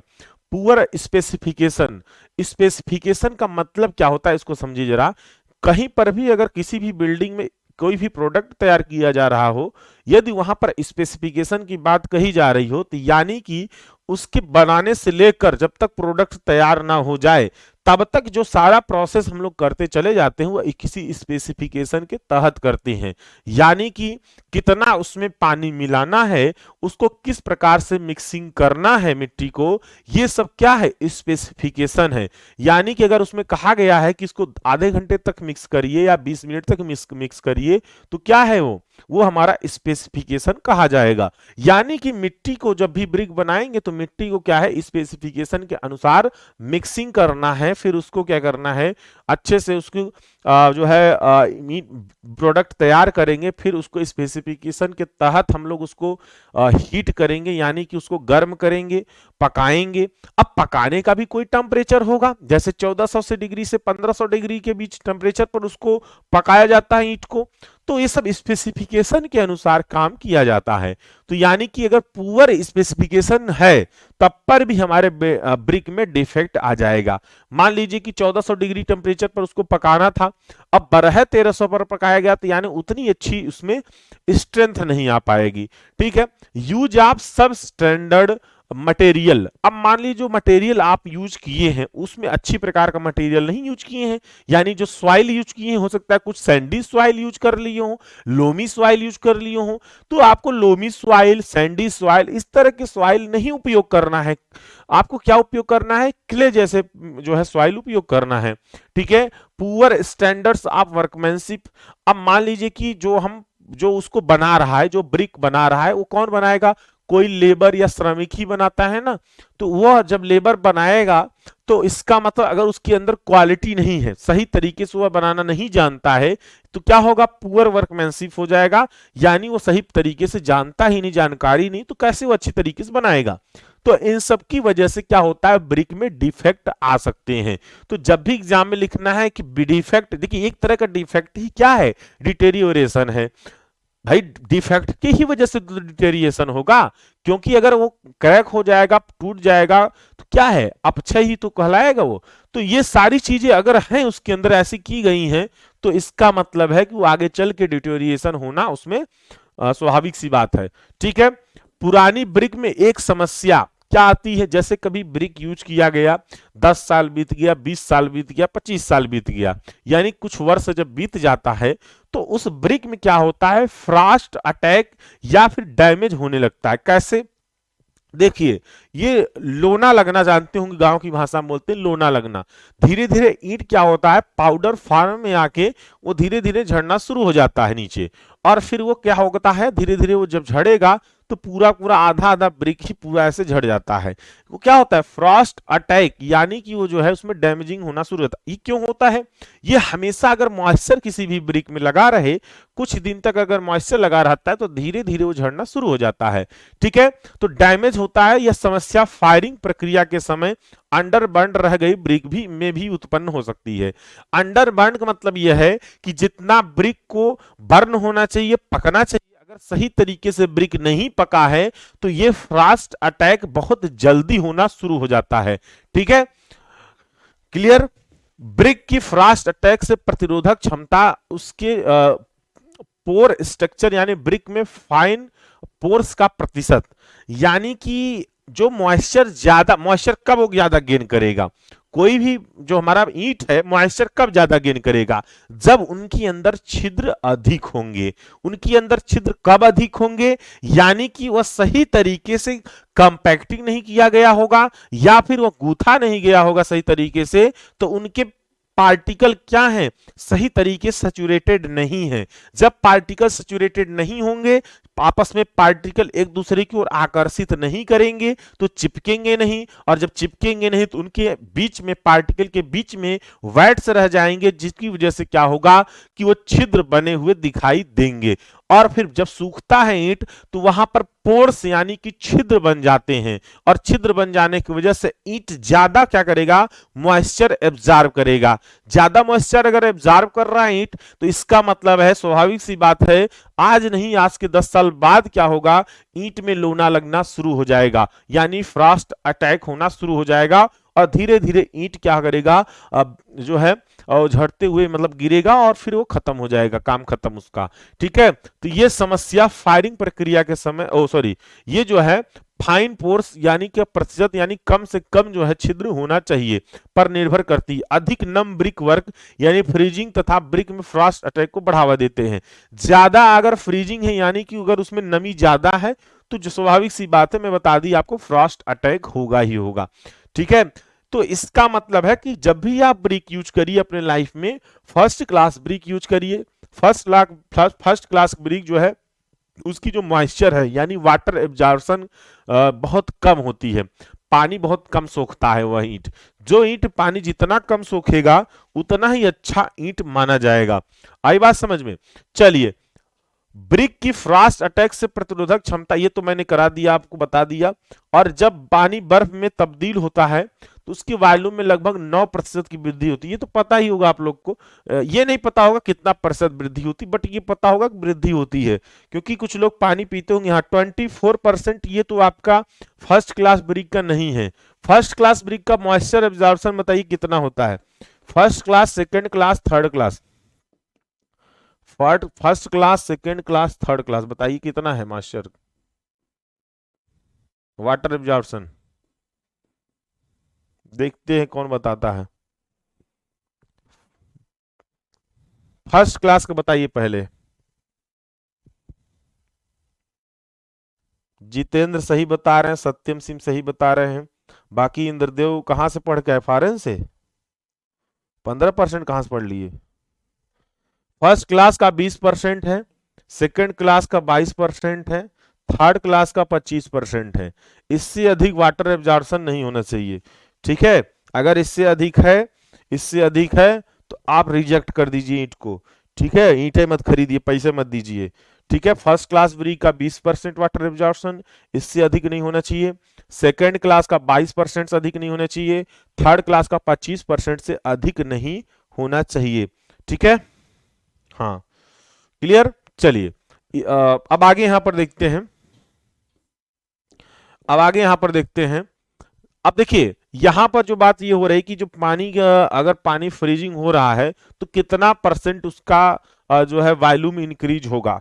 आपका 9% इंक्रीज हो जाता है। इसीलिए जब आप पानी बॉटल जो होता है फ्रिज में रखते हो पानी भर के, और जब वह बर्फ बन जाता है तो ढक्कन उसका नहीं खुलता। क्यों नहीं खुलता? क्योंकि अंदर जब बर्फ जमेगा उसकी वजह से उसकी क्या होती है, वॉल्यूम में इंक्रीमेंट हो जाता है। यानी 9% इंक्रीमेंट हुआ उतने का, तो टाइट हो जाएगा तो खुलेगा ही नहीं। ठीक है, इसीलिए पानी कम भर के रखा करिए बोतल। ठीक, चलिए, अब वही चीज ये क्या, ये कैसे फर्क डालेगा आपके ब्रिक पर? मान लो सपोज दैट आपने क्या किया, आपने पानी डाला ईंट बनाते समय, अब फिर वहां पर क्या होगा, वहां पर टेम्परेचर कम हुआ। जब टेम्परेचर कम होगा तो क्या होगा, जमना शुरू हो जाएगा, और फिर वहां पर क्या होगा, स्वेलिंग होना शुरू हो जाती है। ठीक है, ईंट में। चलिए, तो यह एक्सपेंशन ब्रिक में स्ट्रेस उत्पन्न करता है, यानी कि उनके पार्टिकल में वो क्या करेगा भाई, जाहिर ऑटोमेटिक क्या हो रहा है, देखो वहां पर वॉल्यूम इंक्रीमेंट हो रहा है, पार्टिकल क्या करेगा, थोड़ा दूर भगाने की कोशिश करेगा, तभी तो वॉल्यूम इंक्रीमेंट होगा। वॉल्यूम इंक्रीमेंट का मतलब क्या है, पार्टिकल थोड़ा सा दूर भगाने की कोशिश करेगा वो, जब जब जितना ज्यादा टेम्परेचर कम होगा, और इसकी वजह से क्या होगा, आपस में उसमें स्ट्रेस डेवलप होना यानी प्रतिबल शुरू हो जाएगा। ठीक है, जिसे हम स्पेलिंग बोलते हैं। स्पेलिंग होने के ये मतलब होता है कि दूर दूर जब भागता है तो वो क्रैक जैसा कुछ डेवलप होता है उसमें। ठीक है, जिससे ब्रिक के फेस पर क्या होता है, फ्लैकिंग या फिर क्रैम्बलिंग होने लगती है। फ्रैकिंग क्रैम्बलिंग का मतलब यह है कि उनके जो पार्टिकल है ना वो दूर जब भागते हैं तो अलग अलग होने लगे, यानी कि ऐसे कुछ फिनामिना होगा, ब्रिक जैसे ऐसे रहेगी। कभी कभी आप गौर करिएगा जब ब्रिक पक जाता है तो ऐसे जैसे उसमें से थोड़े थोड़े ऐसे ना अलग अलग पार्ट ऐसे निकल कर गिरने लगते हैं। कभी गौर करिएगा, ब्रिक जब जहां पर स्पेलिंग होने का मतलब यही है कि जैसे ये मान लीजिए हाथ है, इसमें से ऐसे कट कर थोड़ा सा गिर जाए, इस तरह से उसको बोलते हैं स्पेलिंग होना। तो वो हमारे ब्रिक में होने लगता है। ये इसलिए होता है कि जहां पर जैसे मान लीजिए रात में टेम्परेचर अचानक ठंडी में ईंट पका रहा है कोई, इसीलिए ज्यादा जब ठंडी रहती है ना, ईंट उट नहीं बनाना चाहिए, क्योंकि वो क्या होगा कि उसमें फिर स्पेलिंग होना शुरू हो जाएगा। मान लीजिए रात में ईंट बना रहे हैं, अब टेम्परेचर काफी कम हो गया, तो फिर वो ईंट बनने के बाद उसमें मॉइस्चर रहेगा तो जम जाएगा, और जब जमेगा तो उसके वॉल्यूम में इंक्रीमेंट होना शुरू हो जाएगा, और फिर जब ईंट पकेगी तो बाद में स्पेलिंग होकर वो नीचे थोड़ा थोड़ा ऐसे निकल कर गिर जाएगा उसमें से, फिर ईंट सही से शेप में भी नहीं रहेगा, उतनी मजबूती भी नहीं रहेगी, यानी स्ट्रेंथ भी नहीं मिलेगी। तो ये क्या है, एक तरह का डिटेरियोरेशन है। ठीक है, एक तरह क्या हो रहा है, डिटेरियोरेशन होगा। ठीक, चलिए आगे देखते हैं। यदि ब्रिक वॉल बिना डीपीसी के बनाई जाए, ये तो सबसे बड़ा नुकसान है। बिना डीपीसी का यदि कोई घर बना ले रहा है तो समझो कि बहुत बड़ी गलती कर रहा है, अपने पैर पे कुल्हाड़ी मार रहा है, इतना समझ लो। डीपीसी आपको जब बिल्डिंग में जरूर यूज करना है। देखिए क्या होता है ना, अक्सर ग्राउंड से कैपिलरी एक्शन के थ्रू मॉइस्चर ऊपर की तरफ भागता है, हमेशा मॉइस्चर कैपिलरी एक्शन से ऊपर की तरफ ही भागेगा, चाहे आसपास नहर हो, नदी हो, नाला हो, इन सब की वजह से मॉइस्चर क्या करेगा, आपके घरों में आना शुरू रहेगा। अब आपको जब भी बिल्डिंग बनवाइए तो आपको वहां पर डीपीसी डालना बहुत जरूरी है। डीपीसी का मतलब क्या होता है, डैम प्रूफ कोर्स। क्या है, डैम प्रूफ कोर्स होता है ना, dam proof course. Dam proof course क्या है, ये कुछ नहीं खास, बस 1 2 4 का कंक्रीट ही तो होता है, 1 2 4 का कंक्रीट होता है, और इसमें भी हम लोग कुछ ले आकर वाटर प्रूफिंग मटेरियल भी मिला देते हैं, और इसी को 2.5 सेंटीमीटर लेयर क्या करते हैं, पूरे बिल्डिंग में टाई बीम के ऊपर या फिर हमारा प्लिंथ लेबर पर डाल देते हैं, जिसकी वजह से फिर उसके ऊपर क्या करेंगे, दीवार खड़ी करते हैं। अब इसकी वजह से क्या होगा कि जो कैपिलरी एक्शन फार्म हो रहा था, नीचे से मॉइस्चर ऊपर की तरफ आ रहा था, तो हमारे दीवार तक नहीं जाने पाएगा। यहां पर ये क्या करेगा, बीच में उसको ब्रेक करेगा। कौन ब्रेक करेगा, डीपीसी ब्रेक करेगा। इसीलिए हम लोग डीपीसी क्या करते हैं, प्रोवाइड करते हैं। ठीक है, तो ग्राउंड मॉइस्चर क्या होता है, कैपिलरी एक्शन के द्वारा ब्रिक में अवशोषित यानी एब्जॉर्ब हो जाता है। मॉइस्ट अर्थ के वाल से क्या करता है, कांटेक्ट में आने पर ब्रिक में नमी एब्जॉर्ब क्या होती है, करती है, यानी अवशोषित करती है।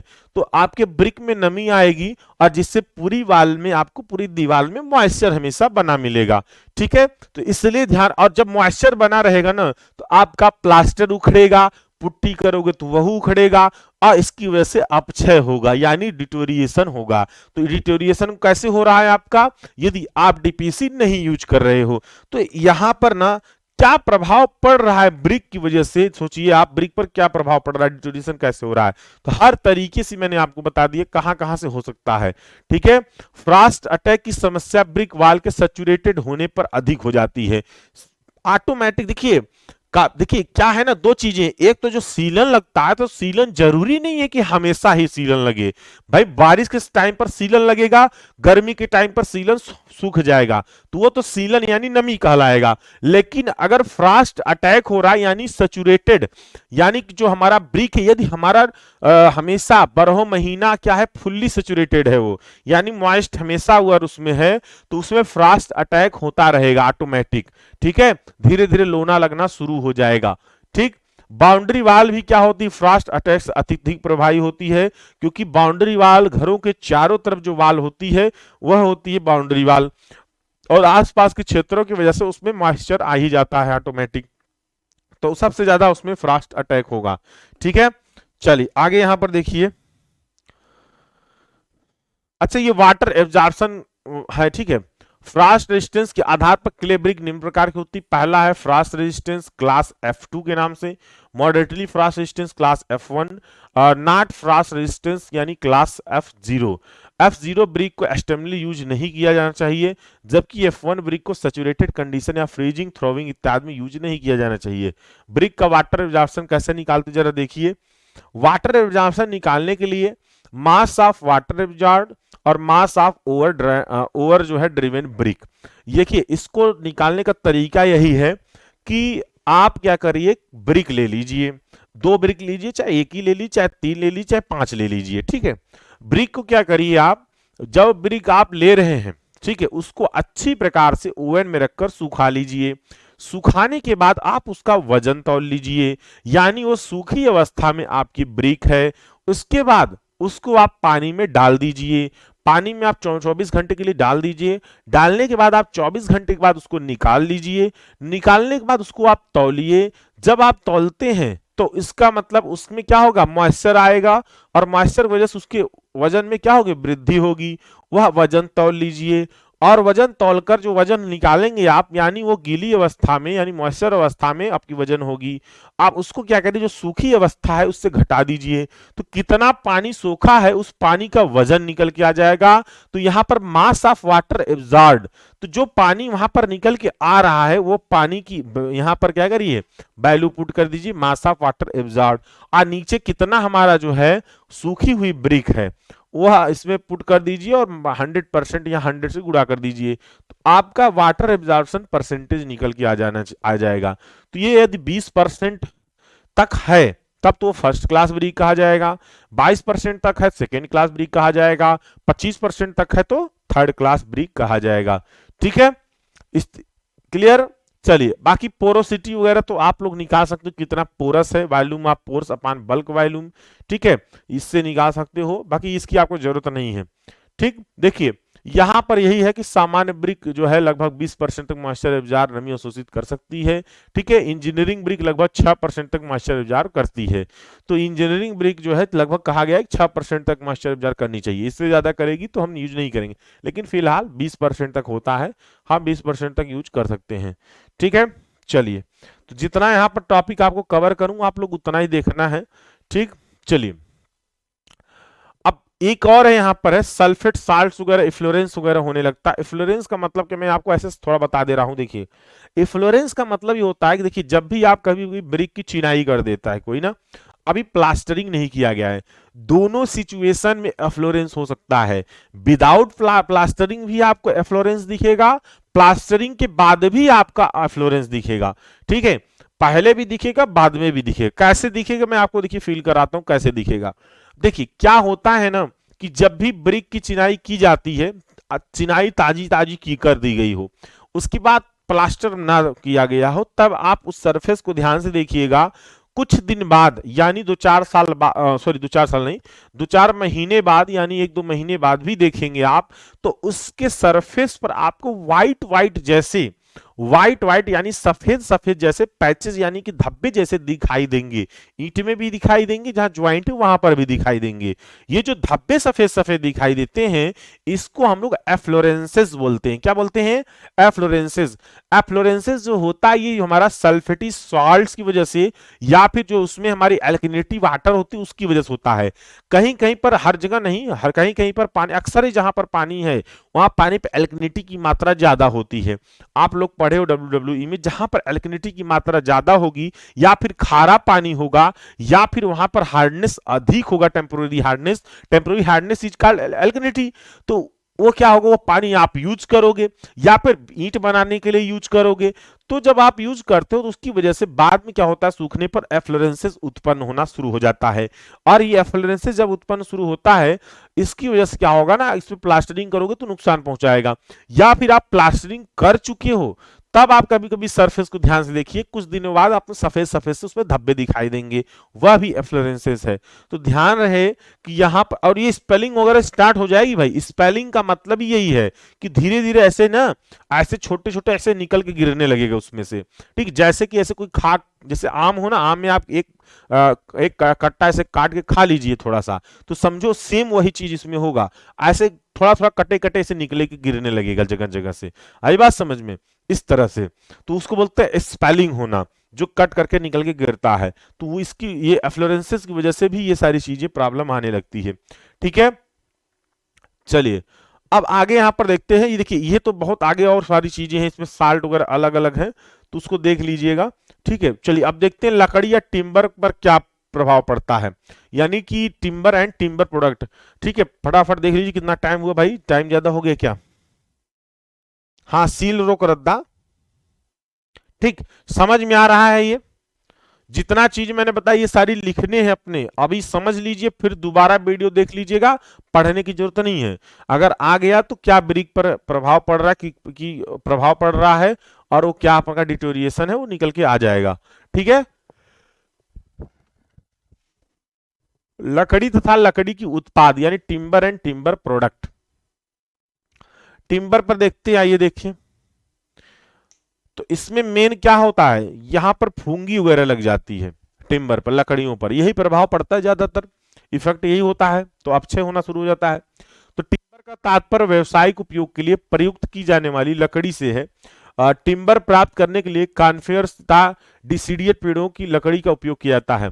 देखिए दो यहाँ पर पेड़े जो हमारे होते हैं वो दो ही तरीके के, एक तो हमारा कॉनिफर्स है तथा एक है डिसीडियस पेड़ है। ठीक, ये पेड़ का नाम है अलग अलग। ठीक, इन सब ट्री से हम लोग क्या करते हैं, अब व्यवसायी लकड़ियां, देखिए यहाँ लकड़ियां ना, एक कुछ लकड़ियां होती हैं जलाने के लिए उपयोग की जाती हैं, उसको हम व्यवसायिक लकड़ी नहीं कहते। वो कैसी लकड़ियां होती हैं, वो सब जलाने के लिए घरेलू यूज करते हैं लोग। व्यवसायिक लकड़ियां से क्या होता है, जैसे कि दरवाजे खिड़कियां बनाई जाती है, सब व्यवसायिक लकड़ियां हैं। बेड हुआ, चरपाई हुआ, तखत हुआ, ये सारी चीजें क्या है, व्यवसायिक लकड़ियों से बनाए जाते हैं। ठीक है, तो ये जो है कानिफर्स ट्री जो है, जैसे पाइन्स हुए, स्पर्स हुए, या जो है लर्चेस हुए, कि निडिल जैसी पत्तियां, यानी कि निडिल यानी नुकीली जैसी जो पत्तियां होती हैं, जैसे आप लोग ध्यान करिए शीशम, शीशम क्या होता है, उसकी पत्तियां देखिए आगे नुकीला जैसा रहेगा, निडिल जैसा।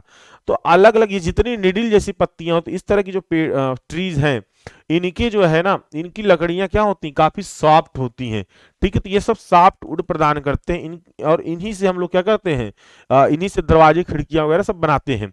ठीक है, डिसीडियस ट्री जैसे कि टीक हुआ, शीशम हुआ, साल, ओक इत्यादि चौड़ी पत्तियां होती हैं इनकी, तो ये हार्ड वुड प्रदान करते हैं। ठीक है, तो सॉफ्ट वुड आपका जो है कॉनिफरस ट्री प्रदान करता है, और हार्ड वुड क्या प्रदान करता है, शीशम हुआ, टीक हुआ, साल हुआ, साखू हुआ। ठीक है, एक और है, एक देखिए ध्यान में नहीं आ रहा, एक और है आजकल बहुत यूज हो रहा है उसको, सागौन, सागौन की लकड़ी बहुत ज्यादा यूज हो रही है।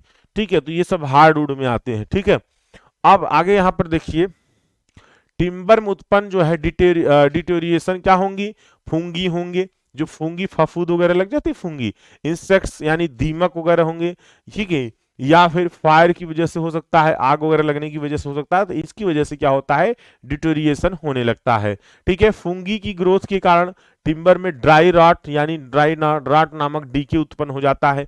देखिए फूंगी जब भी लगता है ना बच्चे, तो वहां पर कभी कभी आप देखिए कि जब पुरानी कोई टिम्बर हो, दरवाजे खिड़कियां हो, या फिर आपका कह सकते हैं तखत वगैरह हो, ठीक है, तो इसमें क्या होता है ना, बीच बीच में ऐसे छिद्र युक्त हो जाते हैं और उसमें से सूखे सूखे पाउडर फॉर्म में बाहर निकलते हैं, उसको हम लोग बोलते हैं ड्राई रॉट। क्या होता है, ड्राई रॉट, जो डीके होके वो पाउडर फॉर्म में बाहर गिरने लगता है।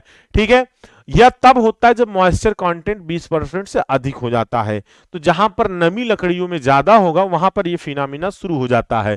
ठीक है, यह बहुत तेजी से फैलता है, वेट रॉट भी 30% ज्यादा मॉइस्चर कंटेंट पर फैलता है। तो एक ड्राई रॉट यानी सूखा फॉर्म में निकलेगा, एक वेट रॉट भी होता है गीले फॉर्म में।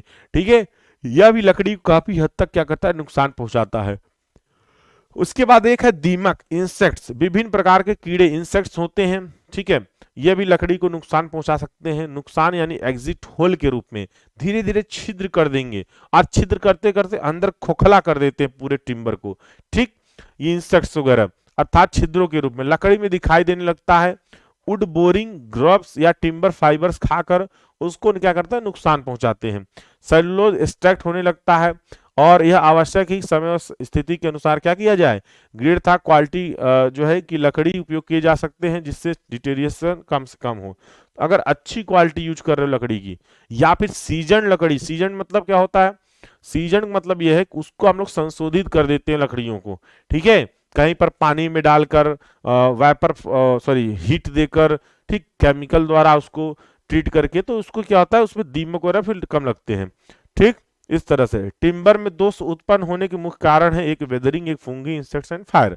तो यहाँ पर मौसम से भी प्रभावित होता है, जब मौसम पर चेंज होता है, अचानक गर्मी आ जाए, ठंडी आ जाए, मॉइस्चर, बारिश होने लगे, तो क्या होगा, उससे प्रभावित होगा, या फिर फंगी लगेगी, या फिर इंसेक्ट यानी दीमक लगेगी, और यानी कि फायर या आग की वजह से, इसकी वजह से दोष उत्पन्न होगा, और वही डिटेरिएशन कहा जाता है।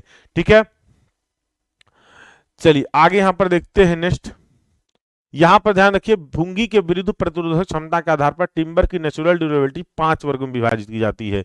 Very durable, durable, moderately durable, durable, slightly durable, और नॉट ड्यूरेबल यानी पर्सिबल। ठीक है, तो ये हमारे 5 वर्गों में बांटा गया है फूंगी के विरुद्ध अगर प्रतिरोधक क्षमता के आधार पर। ठीक है, टिम्बर को। चलिए आगे यहाँ पर देखते हैं, नेक्स्ट हमारा जो है टॉपिक। ठीक, लाइट नहीं है भैया, बहुत गर्मी होने लगा, शुरू हो गया है। चलिए, कंक्रीट। अब कंक्रीट पर क्या प्रभाव पड़ता है जरा देखिए, कंक्रीट पर क्या प्रभाव पड़ता है, ठीक है।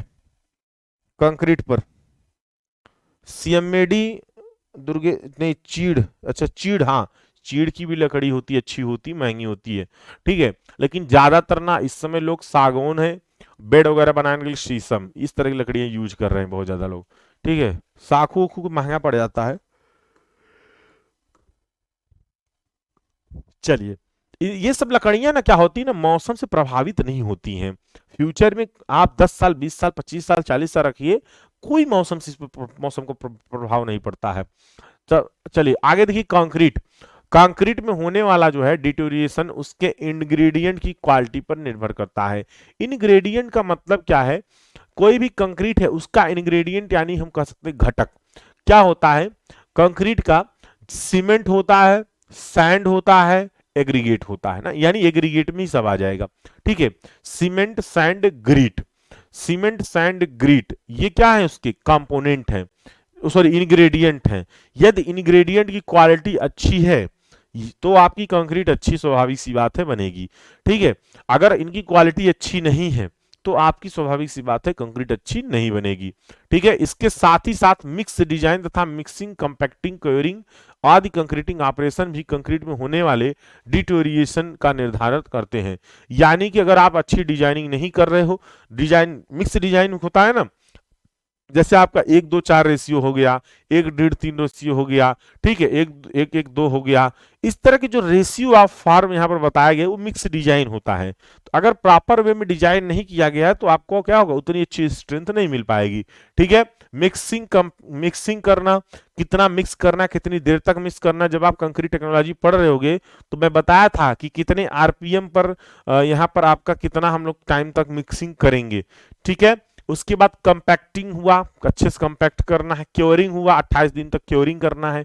अब आप 28 दिन तक क्योरिंग ना करें तो क्या अच्छी कंक्रीट प्राप्त होगी, नहीं प्राप्त होगी, बीच में क्रैक डेवलप हो सकते हैं, संकुंचन होने लगता है, ठीक है। कंक्रीटिंग ऑपरेशन भी कंक्रीट में होने वाले कंक्रीटिंग ऑपरेशन का मतलब ये क्या होगा, जैसे आप पंपिंग के द्वारा कंक्रीटिंग कर रहे हैं कि आप हैंड द्वारा कंक्रीटिंग कर रहे हैं, किसके द्वारा आप कंक्रीटिंग कर रहे हैं, ठीक। इसकी वजह से क्या होता है, डिटोरिएशन होना शुरू हो जाता है, ठीक है। कंक्रीट में जो है, कंक्रीट में मिलाई जाने वाली पानी की मात्रा, उसकी वर्कबिलिटी, परमेबिलिटी बढ़ती है। किसी रेनफोर्समेंट प्रोटेक्शन हेतु उसके ऊपर जो है कंक्रीट जो है कवर डाला जाता है। कहीं पर आप देखिए रेनफोर्समेंट प्रोवाइड, कवर हम इसे क्यों डालते हैं कंक्रीट में, कवर का मतलब समझ रहे हैं ना, जैसे कोई कंक्रीट आप बनाते हो, कॉलम वगैरह बनाते हो इस तरह के, तो कॉलम जब बनाते हो तो यहाँ पर रेनफोर्समेंट डला होता है, देखिए, तो यहाँ नीचे हम लोग कवर छोड़ दिए ना एक्स्ट्रा। कवर क्यों छोड़ते हैं, कवर इसलिए छोड़ते हैं, कोई स्ट्रेंथ हमें नहीं देता है, ये वायुमंडलीय प्रभावों से हमारे जो छड़ है, सरिया है, उसको बचाता है ताकि इसमें जंग ना लगने पाए। अगर जंग लग जाएगा तो फिर ये नुकसान पहुंचाएगा। तो जहां पर रेनफोर्समेंट होगा वहां पर हमें क्या, रेनफोर्समेंट के प्रोटेक्शन के लिए, यानी रेनफोर्समेंट यानी छड़ को बचाने के लिए कवर डाल दिया जाता है। और इस कवर में की इफेक्टिवनेस वातावरण यानी इम्परमेबिलिटी क्वालिटी पर क्या करती है, निर्भर करती है, ठीक है। रेनफोर्समेंट में जो हमारी संक्षारण होता है, अगर ज्यादा रेनफोर्समेंट में संक्षारण हो जाए ना तो जंग लग जाएगा रेनफोर्समेंट में, तो वहां पर स्पालिंग होने लगेगा, ठीक है। ऐसे चकत्ते चकत्ते के रूप में ऐसे ना ऐसे ऐसे निकल कर गिरने लगेंगे कंक्रीट, ठीक है। अगर जंग लग जाए छड़ में, अगर अंदर जंग में लग सॉरी अंदर जंग लग जाए छड़ में तो ऐसे स्पेलिंग होगा, ऐसे चकत्ते के रूप में ऐसे से पकड़ के निकल कर गिरने लगेंगे कंक्रीट। आई बात समझ में, तो स्पेलिंग होने लगता है।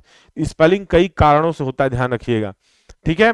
चलिए, तो ये क्लास यहीं तक रखते हैं, काफी देर हो गई, लाइट चली गई है, ठीक है, काफी देर हो गई है, लाइट नहीं है, ठीक, गर्मी भी हो रही है। चलिए अभी क्लास अब आपकी ये वाली खत्म करते हैं, प्लम्बिंग देखते हैं, लाइट आ जाती तो चलाएंगे, अगर 5 बजे पहले लाइट आ जाएगी तो, क्योंकि 5 बजे क्लास शेड्यूल्ड है सेकेंड ईयर की, ठीक है। चलिए, हाँ किसका क्या डाउट है, इसकी आगे चलाएंगे, कल चलेगी। और परसों जो है ना आपकी ड्राइंग की क्लास चलेगी भाई, देखिएगा ड्राइंग हम पूरी कोशिश कर रहे हैं परसों चलाने की, ठीक, पूरी हमारी कोशिश है, परसों चलाएंगे ड्राइंग। एक बार हम ये करेंगे कि क्लास जो है आपकी पहले तो हो सकता है ऐसा भी कर सकते हैं कि पहले डिजिटल बोर्ड पे ड्राइंग को एक बार बता देंगे, ठीक है, ताकि जब बनवाएं तो आपको ये ना हो अरे सर ये क्या है, अरे सर ये क्या है, ऐसा ना फील हो।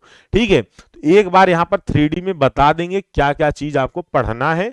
उसके बाद हो सकता है 1 तारीख को ही आपको ये सारी डिटेल्स बता दें 1 डेढ़ घंटे में कि क्या क्या आपको सीट बनानी है और कौन कौन से टॉपिक है, और उसमें क्या उसका टॉप व्यू कैसे दिखेगा, फ्रंट कैसे दिखेगा, एलिवेशन कैसे दिखेगा, ये सारी चीजें बता दें। उसके बाद फिर वही हम बनवाएंगे। फिर बनवाते समय फिर आपको डिजिटल बोर्ड पे नहीं, वो आपको टेबल पे बनवा कर दिखाएंगे पेंसिल से। ठीक है, तो ये चीज हम करेंगे।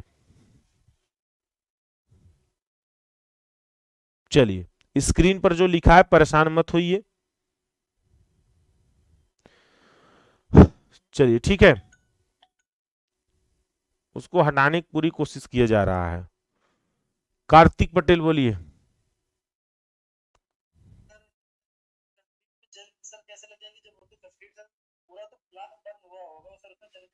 कंक्रीट में जंग इसलिए लगेगी अगर कवर सही से नहीं दिया गया है। नीचे जो कवर दिया जाता है ना, तो उसमें मॉइस्चर जाने लगेगा। अगर कवर की थिकनेस कम है तब पर भी मॉइस्चर जाने लगेगा तो जंग लग जाएगा। इसीलिए तुरंत नहीं पकड़ता, ज्यादा ओवर हीट करोगे तो पकड़ लेगा आग, जलने लगेगा। जैसे कभी कभी लोहा भी ज्यादा हीट करोगे तो जलने लगता है, पिघल कर जलने लगेगा। वैसे कंक्रीट भी जलने लगेगा ओवर हीट पर, ऐसे जल्दी नहीं पकड़ता। या फिर फायर रेजिस्टिंग कंक्रीट यूज करिए, सीमेंट यूज करिए, ठीक है, तो जलेगा ही नहीं। चलिए, कल इसको और पढ़ाएंगे, उसके बाद परसों से ड्राइंग पढ़ाएंगे। भले ड्राइंग चलेगा तो ये भी चलेगा, ऐसा नहीं है कि बंद हो जाएगा। जितेंद्र साहब बोलिए। जितेंद्र बोलिए। हम्म, ठीक, आइए। हाँ, कंक्रीट तक हो गया था, समझ में भी आ रहा था आप लोग को क्या क्या चीजें होती हैं, वो सब आप लोगों ने देखा। और देखिए, जब एग्जाम में आया करें ना कि ये है आपका रिपेयर मेंटेनेंस एंड बिल्डिंग, और चाहे प्लम्बिंग वाला हो, लिखने का जो तरीका है वो आप अपने अनुसार आप चाहे जैसे लिख सकते हैं। ठीक है, ये कोई सर्वे नहीं है कि आपको हूबहू वही लिखना है तभी नंबर मिलेगा, ऐसा कुछ नहीं। ये रिपेयर मेंटेनेंस वाले में आप चाहे जैसे लिखेंगे नंबर मिलेगा। ठीक है, पिछली बार ही ये सब्जेक्ट आया, उसके पहले ये सब्जेक्ट था नहीं आपके सब्जेक्ट, आपके सिविल इंजीनियरिंग में। तो पिछली बार एमसीक्यू पेपर हो गया था। इसका मॉडल पेपर मार्केट में नहीं मिलेगा, ना ही सोल्यूशन पेपर मिलेगा, कुछ नहीं मिलने वाला इसका। ठीक है, केवल किताब मिलेगी। तो परेशान मत होइए, इस पर भी हम भी अपने अनुभव के आधार पर क्वेश्चन पेपर बनाएंगे, देखते हैं कहाँ तक गेस कर होता है इसका। ठीक है, बाकी आगे के जो सब्जेक्ट्स हैं उसमें तो मिल ही गया सोल्यूशन पेपर आप लोग को। चलिए, तो यहाँ पर देखते हैं पेंट्स, आखिर पेंट्स के डिटेरिएशन के क्या कारण हो सकते हैं, पेंट्स कैसे डिटेरिएट हो सकता है। ठीक है, जब पेंट आप लोग यूज करते हैं, और अक्सर पेंट तो होता ही है डिटेरिएशन। आप देखिए, पेंट कर दीजिए, कभी कभी पेंट तो 6 ही महीने के अंदर पूरा खराब हो जाता है, सरफेस उखड़ने लगेगा। ठीक है, बहुत सारी समस्याएं आने लगती हैं। तो ये किस कारण से होता है, क्या कारण है कि हमारा पेंट उखड़ने लगता है। ठीक है, तो पेंट्स के डिटेरियोरेशन के कई कारक होते हैं, जैसे कि सूर्य के प्रकाश में उपस्थित पराबैंगनी किरणें। क्योंकि सूर्य जो किरणें पड़ती है ना, उसमें पराबैंगनी किरणें हैं, और तमाम ह्यूमिडिटी वगैरह होती है आपके वायुमंडल में, मॉइस्चर है, ऑर्गेनिक ग्रोथ वगैरह है, साल्ट्स जो है, एयर पोल्यूशन। अब कहेंगे सर ये सब कैसे आपके पेंट से क्या मतलब, कैसे पेंट में कैसे फैक्टर डाल रहे हैं। देखिए, जो पराबैंगनी किरणें होती हैं वो जब सूर्य की किरणें सुबह निकलती हैं तब तो बड़ा अच्छा लगता है आपको भी, जैसे धूप होता तो आपको भी नहीं अच्छा लगता। क्यों नहीं अच्छा लगता, क्योंकि धूप तेज हो जाती है, तो उसमें सभी प्रकार की जो किरणें हैं वो काफी तेजी से निकलना शुरू हो जाती हैं। तो जब आपको नहीं अच्छा लगता तो पेंट को कैसे अच्छा लगेगा। तो फिर पेंट क्या होगा, उसमें से कलर क्या होगा, डीकलराइजेशन होना शुरू हो जाएगा, यानी कि कलर धीरे धीरे उसमें से उड़ना शुरू कर देता है। तो ये हमारा क्या हो रहा है, एक तरह का अपक्षय हो रहा है ना भाई। कलर अगर डिफेक्ट हो जा रहा है, कलर नहीं सही से टिका हुआ है, अब ज्यादा नहीं 2-4 महीने में या 1 महीना में नहीं बीता और कलर उड़ गया, तो क्या हो रहा है, वो इसका मतलब उसमें अपक्षय होना शुरू हो जा रहा है। ह्यूमिडिटी, ह्यूमिडिटी मॉइस्चर की अगर बात करें, देखिए अगर ह्यूमिडिटी यानी उमस ज्यादा होती है ना, जैसे जैसे ज्यादातर उमस क्या है जुलाई के मौसम में, आप लोग कुछ लोग ना ह्यूमिडिटी यानी आर्द्रता को समझ ही नहीं पाते हैं कि आखिर आर्द्रता यानी ह्यूमिडिटी है क्या चीज। आर्द्रता क्या होता है, ह्यूमिडिटी क्या होता है, आप खुद महसूस कर सकते हैं। जब पूर्व दिशा से हवाएं चलती हैं तो हमेशा पूर्व दिशा से हवाएं क्या होती हैं, ठंडी हवाएं तो चलती हैं, बट वो हमेशा मॉइस्चर के साथ हवाएं बहती हैं। और पश्चिम दिशा से जब हवाएं चलती हैं तो सूखी हवाएं चलती हैं। तो जब पूर्व दिशा से जब भी हवाएं चलेंगी, तो जब आप हवा की आड़ में बैठिए, मतलब हवा के सामने ना बैठिए, तो आप खुद महसूस करेंगे कि आपके हाथ पैर पर जब आप टच करेंगे तो चिपचिपा सा महसूस होता है। क्यों होगा? क्योंकि जो हवाएं आपको लग रही हैं ना, उसके अंदर मॉइस्चर होता है और वो फिर चिपचिपा सा महसूस आपको होने लगता है। तो वही क्या होता है, ह्यूमिडिटी होती, उमस होता है। ठीक है। तो इस सिचुएशन में जो है, इस सिचुएशन अगर ह्यूमिडिटी बहुत अधिक रहे, हमेशा ह्यूमिडिटी बनी रहे ना एटमॉस्फेयर में, तो उससे क्या होगा कि आपका जो पेंट है ना, पेंट में से फफोले जैसा उखड़ना शुरू हो जाएगा। आई बात समझ में? इसलिए ह्यूमिडिटी भी क्या है, एक फैक्टर है। मॉइस्चर अगर है, अगर नमी आ जा रही है, बिल्डिंग्स में दीवालों में नमी आ जा रही है, तो भी आपका पेंट उखड़ने लगेगा। लेकिन आजकल क्या है, आजकल वाटर प्रूफिंग पेंट आ रहा है, इमल्सन आ रहा है, बहुत सारे पेंट आ रहे हैं, लेकिन फिर भी वो उखड़ने लगता है। ऑर्गेनिक ग्रोथ, देखिए कभी कभी क्या होता है ना, कुछ लोग ध्यान नहीं देते हैं, बिल्डिंग्स वगैरह में पेंट वगैरह कर दिए, पता चला कहीं जगह जगह से कोई घास फूस जो है क्या होता है, ग्रोथ करने लगता है, उसमें जमने लगेगा, तो लोग ध्यान नहीं देते, उसकी वजह से भी क्या होता है, पेंट उखड़ने लगता है। साल्ट्स, ये जो साल्ट्स आप देख रहे हो, नमक, ये क्यों, ये क्या है, एक तरह का नमक ही है ना। एल्कनिटी की मात्रा जब ज्यादा अधिक हो जाती है पानी में कहीं कहीं पर, तो जब वो क्या होता है, प्लास्टरिंग हो जाए, सब कुछ हो जाए, ठीक, ईंट वगैरह चिनाई हो जाए, प्लास्टरिंग हो जाए, तो उसमें पानी जो हमें उपयोग किए गए होते हैं उसमें एल्कनिटी की मात्रा अधिक होती है, जिसकी वजह से वहां पर साल्टी फार्म ऊपर सफेद सफेद पैचेस के रूप में दिखने लगते हैं, जिसकी वजह से क्या हो जाता है कि हमारा पेंट उखड़ने लगता है।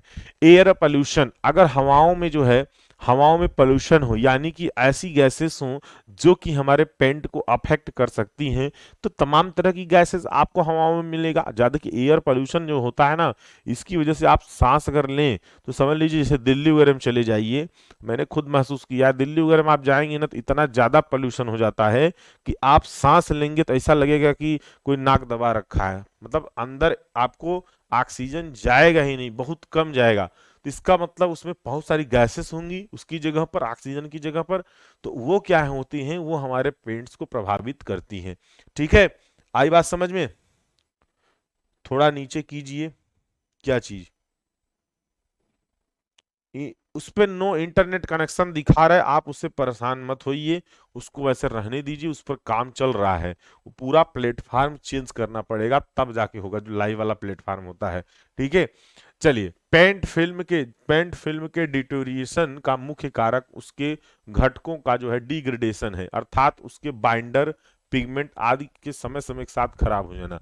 देखिए क्या होता है, देखिए अभी जब आप कंक्रीटिंग कार्य करते हैं, तो कंक्रीटिंग कार्य जब भी किया जाता है या प्लास्टरिंग कार्य जब भी आप करते, तो उसमें बाइंडर का काम कौन करता है?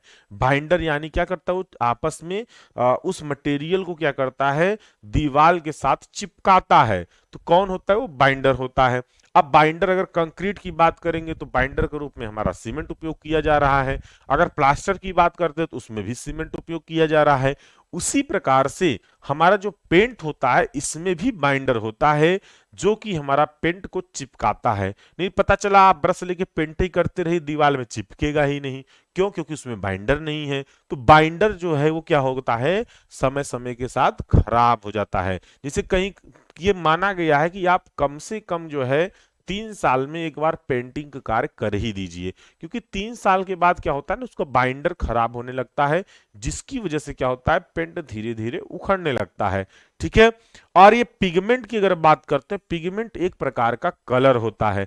पिगमेंट में बहुत सारे कलर आपको देखने को मिल जाएंगे। तो यहाँ पर पिगमेंट भी धीरे धीरे खराब हो जाता है, 3-4 साल में पिगमेंट खराब हो जाएगा, तो आपको ऑटोमेटिक कलर वहां पे क्या होगा, डिकलराइजेशन हो जाएगा, यानी कलर ही नहीं रहेगा, उड़ जाएगा कलर। ठीक है। तो इसकी वजह से फिर क्या होता है, हमारा डिटेरियोरेशन होने लगता है। अपक्षय होगा तो ऑटोमेटिक वही डिटेरियोरेशन है। ठीक है। यह फ्री रेडिकल मॉलिक्यूल्स के उत्पन्न होने के कारण होता है। ठीक है। जो कि पेंट के लंबे समय के सूर्य के प्रकाश पराबैंगनी तरंगों के कारण से एक्सपोज होने, मॉइस्चर फ्रीजिंग, वही जो मैंने बताया कि सूर्य की किरणें जब पड़ती हैं तो उसकी वजह से खराब होने लगता है पिगमेंट। पिगमेंट यानी जो कलर है, तो कलर उड़ने लगेगा। ठीक है, वही चीज जो मैंने शुरू शुरू में बता दिया वही इसमें पूरा लिखा गया है। ठीक है, देखिए मॉइस्चर के रूप में मैंने बताया। आखिर मॉइस्चर बिल्डिंग में कैसे आएगा? मॉइस्चर आने के कई तरीके हैं। एक, या तो बारिश हो यानी रेन हो, या फिर हमारा आइस यानी बर्फबारी हो, या फिर हमारा जो है हिमपात वगैरह हो। ठीक है, इस तरह की चीजें जो होती हैं उसमें क्या होता है, मॉइस्चर फार्म होता है। ठीक है, मॉइस्चर फार्म होता है, जिसकी वजह से क्या होगा कि हमारा जो है पेंट जो है खराब होने लगेगा। ठीक है, चलिए अब यहाँ देखिए माइल्ड ड्यू तथा फुंगी की ग्रोथ के कारण भी पेंट क्या होता है, डिटोरिएशन होने लगता है। ध्यान से देखिए, माइल्ड ड्यू भी क्या है, एक प्रकार का जो है कीटनाशक, मतलब सॉरी कीट होता है, जो कि हमारे पेंट को उखाड़ने लगता है धीरे धीरे। अब वो एक तरह से देखेंगे ना, कुछ पेंट जब ऐसे कहीं उखड़ता रहे, धीरे से उठा के देखिए उसको, तो उसमें फफूंद जैसा आपको नजर आएगा, सफेद सफेद से, वो रेसे जैसे रहते हैं माइल्ड ड्यू। ठीक है, और एक फुंगी भी होता है कुछ सेम उसी जैसा, फुंगी भी आपको देखने को मिलेगा। इसकी ग्रोथ के कारण भी पेंट के में क्या होता है, डिटोरिएशन होना शुरू हो जाता है। ठीक है, एयरबोन साल्ट, एयरबोन साल्ट कहाँ पे मिलता है? ये हमारा ये जो है हमारा जो ये पानी में जो वाटर होता है ना, उसमें आपको देखने को मिलेगा। पॉल्यूशन भी क्या है, पेंट को नुकसान पहुंचाते हैं। सैल्टी मॉइस्चर के सूखने पर डिजाल साल्ट रिगलाइजेशन हो जाती है, इससे पेंट में क्या होती है, पील कर देती है, तो पेंट क्या होता है, धीरे धीरे उखड़ने लगता है। तो ये हमारे क्या है, पेंट है। और हाँ, एक चीज और ध्यान दीजिएगा कि यहाँ पर जो है ना, जब आप पेंट कर देते हैं तो मान ली लकड़ी पे किए, स्टील पर किए, धातुओं या प्लास्टर की हुई सतहों पर विभिन्न प्रकार के वायुमंडलीय प्रभाव पड़ेंगे, एटमॉस्फेरिक क्या होगा, इफेक्ट पड़ता है। उससे कोरोजन से बचाने के लिए हम लोग क्या करते हैं, पेंट करते हैं। तो ये ध्यान रखिएगा कि पेंट हम लोग कोरोजन से बचाने के लिए करते हैं। और कभी कभी कोरोजन में ज्यादा दिन तक जब हो जाएगा तो बाइंडर खत्म होगा, और जैसे बाइंडर खत्म होगा फिर हमारा जंग लगना शुरू हो जाएगा। इसलिए टाइम टू टाइम क्या करना चाहिए, उनको पेंट करते रहना चाहिए। ठीक है,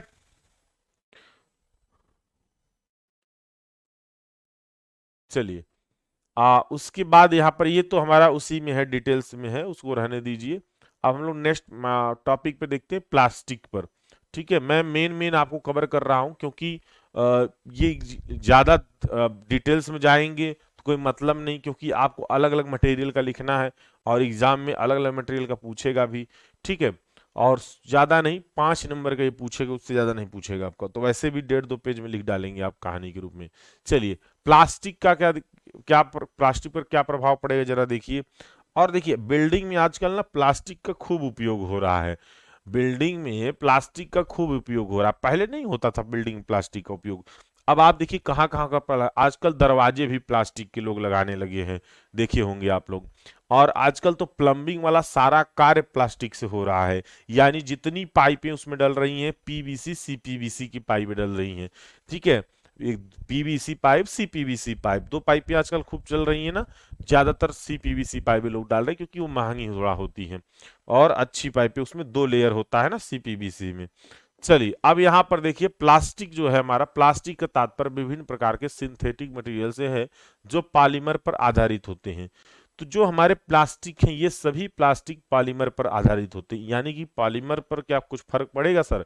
जी, पॉलीमर पर ज्यादा फर्क पड़ेगा ही पड़ेगा। देखिए, प्लास्टिक जो हम बिल्डिंग में यूज करते हैं वो तो त्वरित नहीं खराब होते, कुछ साल बाद क्या होते हैं, उनकी भी एक अवधि होती है, उसके बाद वो खराब होना शुरू हो जाते हैं, यानी उसमें भी डिटोरिएशन होना शुरू हो जाएगा।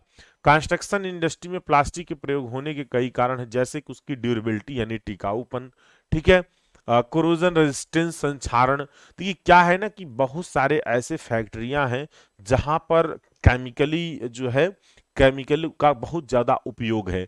अब केमिकल का उपयोग होने की वजह से क्या हो सकता है, कि यदि वहां पर हम कोई स्टील की पाइप वगैरह या मान ली कास्ट आयरन पाइप यूज करें, तो वो ज्यादा कोरोजन हो जाएगा, जंग लग सकता है।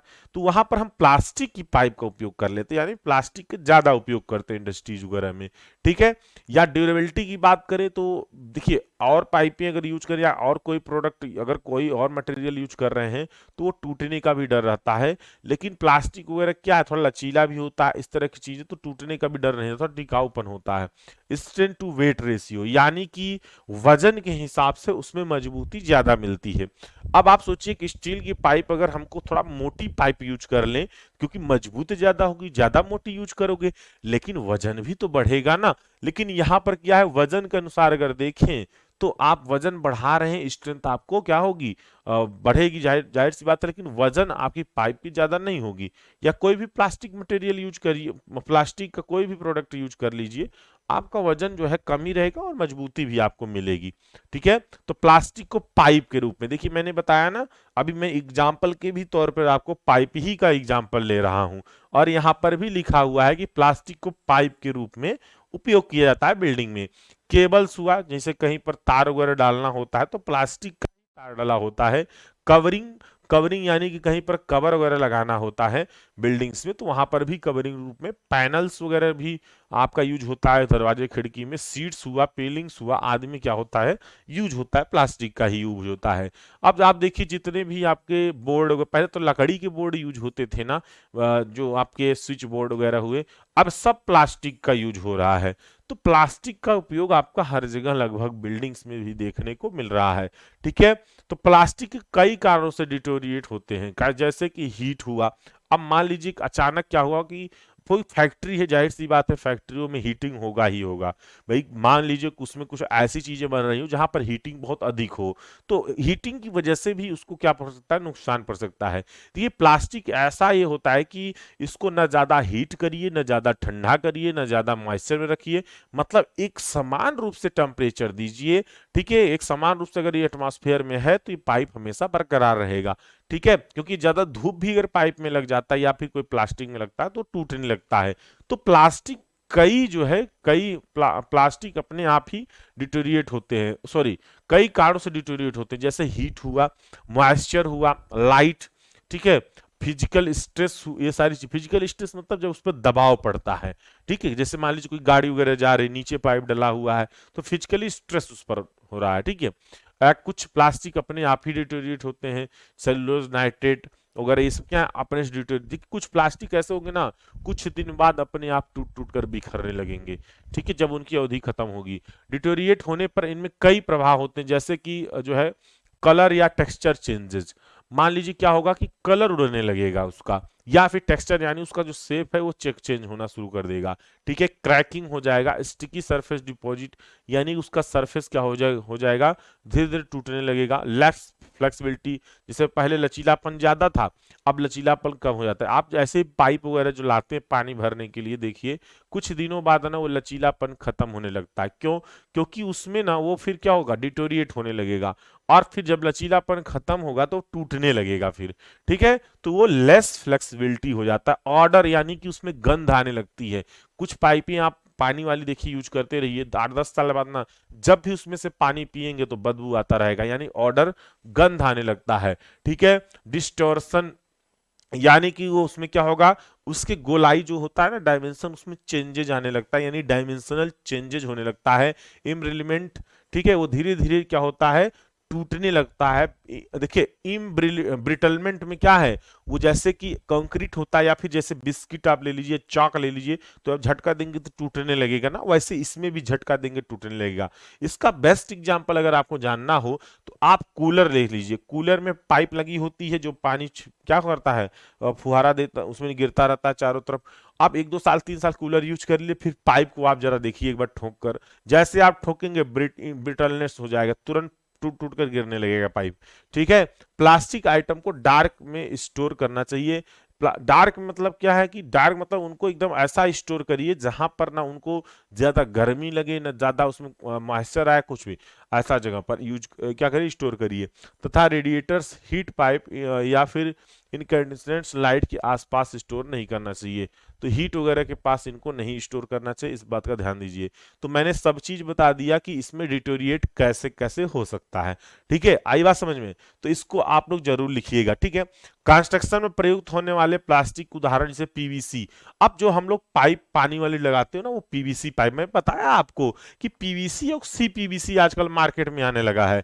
पीवीसी क्या होती है, पॉलीविनाइल क्लोराइड होती है, और पॉलीथिलीन हम लोग पॉलीप्रोपिलीन और पॉली जो है कार्बोनेट और एक्रिलिक इत्यादि ये सारी चीजें हम लोग पाइप की यूज कर रहे हैं। ठीक है, हाँ उसमें से परतें निकलने लगती है। हाँ हाँ जाहिर सी बात है, वो धीरे धीरे ना ऐसा ऐसा बिहेव करेगा कि ऐसी परते परते टूट कर निकलने लगे, ब्रिटलनेस टाइप का हो जाएगा, झटका दोगे टूट जाएगा, तुरंत निकलेगा। कोई निकालता है ना, अचानक फेंक देता है तो टूट जाता है, ऐसा बर्ताव होने लगता है पाइप में।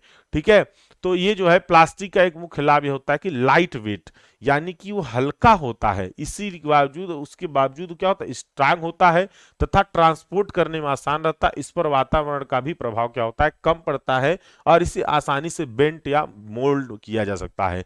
तो इसीलिए पाइप का हम लोग यूज कंस्ट्रक्शन में अधिक करते हैं, क्योंकि उनको लगाना, मोड़ना, काटना बहुत ही आसान होता है। ट्रांसपोर्ट करना इसलिए क्योंकि वो लाइट होते, हल्के होते हैं, और लाइट होने के बावजूद वो मजबूती प्रदान करते हैं। इसीलिए हम लोग क्या करते हैं, प्लास्टिक की पाइपें यूज करते हैं।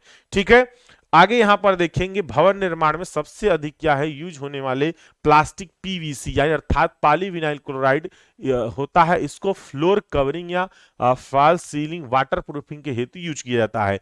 जरूरी नहीं है कि आप पीवीसी पाइप के ही रूप में यूज करिए, कुछ लोग जो कवरिंग होता है छत की कवरिंग में भी पीवीसी यूज करते हैं, देखे होंगे मैट वगैरह बिछाते हैं लोग। ठीक है, तो इसका भी लिए भी यूज करते हैं। और कहां पर यूज करेंगे, सीलिंग में यूज करते हैं। कुछ लोग क्या करते हैं ना, देखिए होंगे तमाम जगहों पर आप जाइए, फैक्ट्री मतलब अच्छे अच्छे ऑफिसेस वगैरह में, तो सीलिंग आपको छत नहीं वो दिखाई नहीं देगा, आपको मेन सरफेस नहीं दिखाई देता, आपको प्लास्टिक का कुछ ऐसे शेडिंग लगा हुआ दिखाई देगा। वो इसलिए लगता है क्योंकि ऊपर की जो हीटिंग है, जब धूप वगैरह होती है तो जब छत जो हमारा होता है जब हीट करता है, तो ऊपर की जो उष्मा है वो अंदर ना आने पाए, अंदर की जो टेम्परेचर है वो अपना बरकरार रखे, अगर एसी वगैरह लगा रखे हैं, इसके लिए हम लोग क्या करते हैं, सीलिंग बना देते हैं। ठीक है, आप लोग सीलिंग पढ़े भी होंगे बिल्डिंग कंस्ट्रक्शन में। ठीक, उसके लिए हम लोग यूज करते हैं। ठीक है, अनप्लास्टिसाइज्ड पीवीसी को जो है rain water disposal, drain, domestic कोन या वेंट सिस्टम आदि में प्रयोग किया जाता है। एक्सपेंडेड पीवीसी को हम लोग थर्मल इंसुलेशन हेतु प्रयोग करते हैं। अब देखिए, जो हमारी बड़ी वाली मोटी पाइप होती है, जो कि छत का पानी हम लोग निकाल कर क्या करते हैं, सीवर तक लेके जाते हैं। ठीक है, ये सारी जो पाइप होती है वो अनप्लास्टिसाइज्ड पीवीसी पाइप होती है, यानी इनको एक बार यूज करने के बाद दोबारा इनको यूज नहीं कर सकते हैं। ठीक है, प्लास्टिक में उत्पन्न होने वाले दोषों को कई कारक होते हैं, जैसे शॉर्ट वेव, सोलर रेडिएशन, ज्यादा धूप वगैरह पर लग रहा है तो उसकी वजह से भी हो सकता है। प्लास्टिक में इम्ब्रिलमेंट, यानी कि वो धीरे धीरे टूटने लगेगा, डीके होगा, तो उसकी वजह से भी यह दोष उत्पन्न होंगे। सरफेस अपीयरेंस को खराब हो करते कहते हैं, जिसके कम करने हेतु एडिटिव ये का यूज किया जाता है। तो हम लोग कुछ एडिटिव यूज कर देते हैं जिससे क्या हो, खराब कम हो। ठीक है, चलिए, बाकी ये ज्वाइंट वगैरह लीकेज वगैरह होने लगता है, ये सारी चीजें पीवीसी पाइप में। ठीक है, एक्सपेंशन वगैरह काफी अधिक होता है, तो यहाँ पर यदि प्रॉब्लम करेगा। चलिए, नेचुरल स्टोन, आजकल सही बताया ना, पीवीसी की जगह पर एक सी पीवीसी पाइप आ रहा है। सी पीवीसी का फुल फॉर्म बता दूं आपको, आजकल वो सबसे ज्यादा होता है, मैं और आप लोग भी वही यूज कीजिएगा। ठीक है, हाँ, क्लोरीनेटेड पॉलीविनाइल क्लोराइड। ध्यान से देखिए, आप लोग को मैं बता दूं अभी से ही, देखिए आप इंजीनियर अब बन जाएंगे तो कुछ चीजें बेसिक जानकारी भी रखिए, नहीं तो कहोगे सर आप तो पुरानी जानकारी दे दिए, नई जानकारी दिए ही नहीं।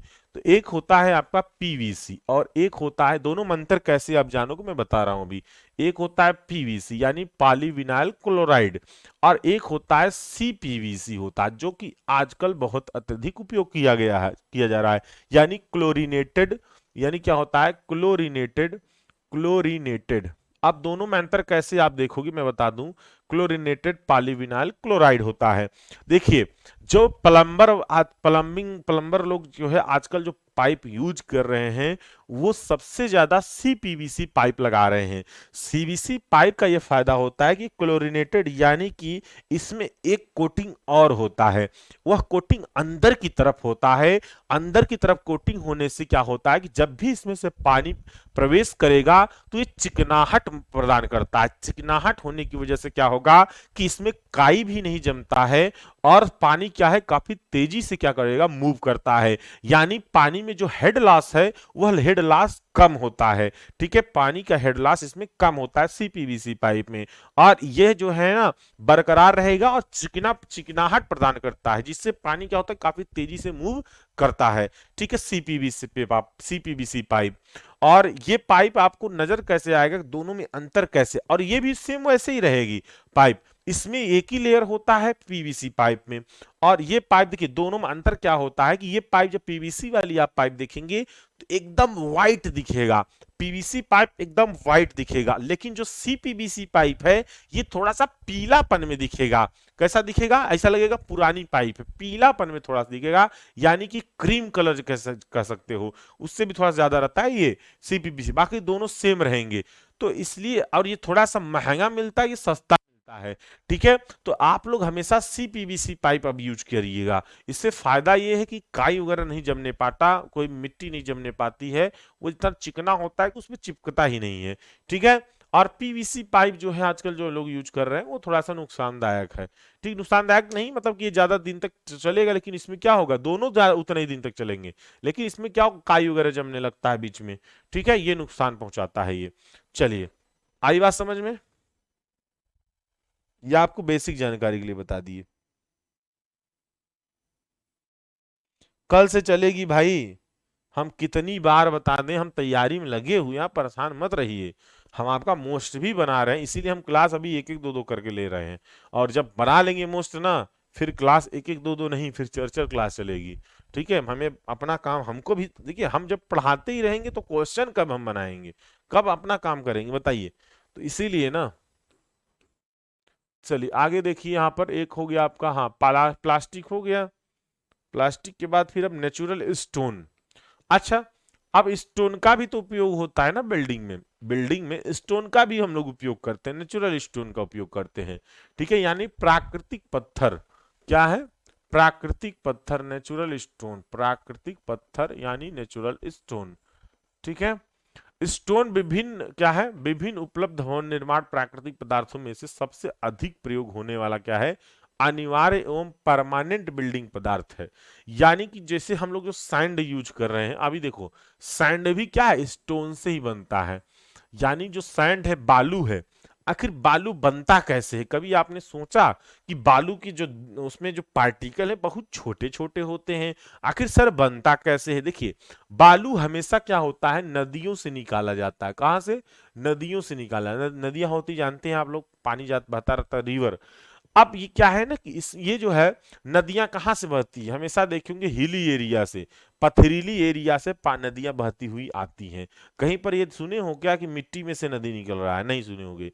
जहां पर पथरीली एरिया होगा, जैसे उत्तराखंड से देखो गंगा नदी उधर से बहता है, ठीक है, यमुना नदी यमुनोत्री से, तो वहां पर हिली एरिया होगा ना, यानी पथरीली एरिया होगा, तो वहां की धाराएं बहुत तेज होती हैं। आप चले जाओ उत्तराखंड जहां से नदी निकलती, वहां पे ना ऐसे हरिद्वार में आप खड़े नहीं हो पाएंगे, इतना प्रेशर रहता है पानी का, वेग रहता है पानी का कि आपको बहा ले जाएगा, खड़े नहीं हो सकते। इलाहाबाद में तो खड़े होकर नहा लेंगे, वहां पर खड़े होकर नहा नहीं सकते आप। हरिद्वार में वहां पर ऐसे पकड़ कर नहाना पड़ता है, हम खुद बहते चले जा रहे थे। तो इस तरह से, तो इतना तेज इसकी धाराएं होती हैं नदियों की, कि वहां पर जो स्टोन वगैरह रहता है ऐसे बड़े बड़े बोल्डर के रूप में ऐसे काटता हुआ आगे बहता चला जाता है। तो उसका जो स्टोन है वो बाई ट्रांसपोर्ट होता है, किसके, वाटर के द्वारा, तो वाटर के द्वारा ट्रांसपोर्ट होता चला जाता है। ठीक है, अब उसके बाद फिर क्या होता है, नदियां फिर आगे जाएगा, आगे जाएगा कुछ दूर जाकर फिर वो बालू का रूप धारण कर लेता, छोटे छोटे टुकड़ों में बट जाता है, इसीलिए हम लोग वहां से बालू निकाल लेते हैं, यानी सैंड निकाल लेते हैं। तो एक तरह से क्या हुआ, वो नेचुरल स्टोन था, क्या था, प्राकृतिक पत्थर था, धीरे धीरे धीरे धीरे बालू का रूप धारण कर लिया। अभी आप लोग ऐसे देखिए, कुछ लोग लोकल होंगे यहाँ के, इलाहाबाद की प्रयागराज और जगह पे, तो देखिए जिस नदी की धाराएं ज्यादा तेज बहें उस नदी में क्या होगा, बालू हमेशा पतला निकलेगा, यानी महीन बालू निकलेगा। ठीक है, जिस नदी की धाराएं धीरे धीरे बहती हो, ज्यादा भंवरें न उत्पन्न होती हो, उस नदी का बालू जो होता है वो मोटा निकलेगा, यानी बड़े दाने के रूप में निकलेगा। ठीक है, जैसे गंगा नदी में जब भी आप बालू निकालोगे बहुत महीन निकलेगा, क्योंकि इसकी धाराएं तेज होती हैं। यमुना नदी में बालू आप निकालिए, मोटा बालू निकलेगा। ठीक है, इस तरह से तो आपको ये समझ में आ गया होगा कि आखिर बालू हमारा कहाँ से निर्माण उसका होता है, वो बाई ट्रांसपोर्ट वाटर द्वारा होता है। ठीक है, तो स्टोन विभिन्न उपलब्ध ये हमारे सबसे अधिक प्रयोग होने वाला है। और विभिन्न प्रकार के स्टोन को बिल्डिंग की फ्लोरिंग और भी स्टोन होते हैं, जैसे कि चट्टानों से प्राप्त होते हैं और कट कराएंगे उनको हम लोग फ्लोर यानी जो है फर्श वगैरह बनाते हैं, छत वगैरह बनाते हैं, रूफिंग करते हैं, चिनाई वगैरह करते हैं पत्थरों का, इसका भी हम लोग उपयोग करते हैं। ठीक है, तो आदमी यूज किया जाता है। विभिन्न प्री हिस्टोरिक माउंटेन ऐतिहासिक इमारतें हैं, उसमें भी नेचुरल स्टोन से बनी हुई हैं। उसमें जो है बलुआ पत्थर यूज किया गया है, संगमरमर पत्थर यूज किया गया है। ठीक है, इस तरह की पत्थर यूज करके बनाया गया है। कंक्रीट के आविष्कार से पहले विभिन्न हैवी इंजीनियरिंग वर्क जैसे ब्रिज हुआ, पिलर हुआ, हार्बर जो वाल होती यानी जहां पर जहाजें वगैरह रुकती वहां पर भी दीवारें बनानी पड़ती है ना, पानी वाली जहाजें, तो हार्बर वाल, साइड्स वाल आदि में नेचुरल स्टोन का ही प्रयोग किया जाता था। मशीनरी कंस्ट्रक्शन में भी प्रयुक्त होने वाले स्टोन हार्ड, टफ, ड्यूरेबल होने चाहिए तथा विभिन्न प्रकार के दोषों, क्रैकिंग, पैचेज आदि से भी मुक्त होने चाहिए। ठीक है, बिल्डिंग स्टोन में होने वाले डिटोरिएशन में कई कारण हैं, जैसे साल्ट क्रिस्टलाइजेशन, तो साल्ट क्रिस्टलाइजेशन भी होता है बिल्ड स्टोन में। ठीक है, यानी नमक जो होता है ना ये आपका एल्कलिनिटी वाटर की वजह से वो धीरे धीरे उसमें पैचेज के रूप में बाहर आने लगेंगे। ठीक है, एक्वियस डिसोल्यूशन, फ्रास्ट डैमेज, धीरे धीरे वो टूटने लगेगा, बिखरने भी लगता है। ठीक है, माइक्रोबायोलॉजिकल ग्रोथ, उसमें थोड़ा सा क्या होता है, माइक्रोबायोलॉजिकल ग्रोथ यानी कि उनके जो पार्टिकल होते हैं उसमें ग्रोथिंग सिस्टम शुरू हो जाता है, तो वो फूलने लगेगा और फिर टूट जाएगा। ठीक है, ह्यूमन कांटेक्ट, आदमी के कांटेक्ट से भी आकर टूटता है। लोग वर्जिनल कंस्ट्रक्शन अगर कंस्ट्रक्शन करें उसकी वजह से भी क्या होगा, टूटने, तो इन सब की वजह से क्या होता है, इसमें डिटोरिएशन होना शुरू हो जाता है। ठीक है, नेचुरल स्टोन में। चलिए अब देखते हैं मेटल, ये धातुएं, अब तो स्टील वगैरह एल्युमिनियम वगैरह यूज करते हैं खूब जो है। चलिए, तो ये स्टील के बाद ये खत्म हो जाएगा आपका चैप्टर। ठीक है, इसमें यही था बस, उसके बाद डिफेक्ट आ जाएगा। चलिए, हाँ, अयोध्या के नया घाट पर भी तेज क्यों, क्योंकि वहां पर वो भी नदी, उसमें भी नदी में भी देखिए बालू महीन निकलता है। जिस नदी में क्या होगा, वो कौन सी नदी है अयोध्या में, अयोध्या में नदी है आपका सरयू नदी है क्या ना। चलिए भैया, इंपॉर्टेंट क्वेश्चन वाले, परेशान ना हो, एक बार जब हम बोल दिए तो आपके लिए करेंगे। ठीक है, परेशान मत होइए, हमें समय दीजिए थोड़ा सा, 25 दिन का समय है, 1-2 दिन में आपको देंगे, 3 दिन में, उसके बाद फिर 5 तारीख से रिवीजन करवाने लगेंगे, और हम खुद ही लगे हुए हैं, आप क्यों परेशान है एकदम। ठीक है, सरयू नदी, चलिए, अयोध्या जाना है हमको भी यार, जाना है अभी। आप हमारे सबसे देखते हैं ना, ये अयोध्या के स्टूडेंट बहुत हैं, बहुत ज्यादा अयोध्या के स्टूडेंट हैं। आएंगे, घबराइए मत, घूमने आएंगे। चलिए, पढ़ा लेते हैं पहले, तब छुट्टी उट्टी हो तब अयोध्या ही घूमने आते हैं एक आध दिन। सर आप कल कहाँ घूमने गए थे आप, हम कल कहीं नहीं गए थे, यहीं पे थे, घूमने कहाँ गए थे, लाइट के चली गई थी, कहाँ घूमने जाएंगे।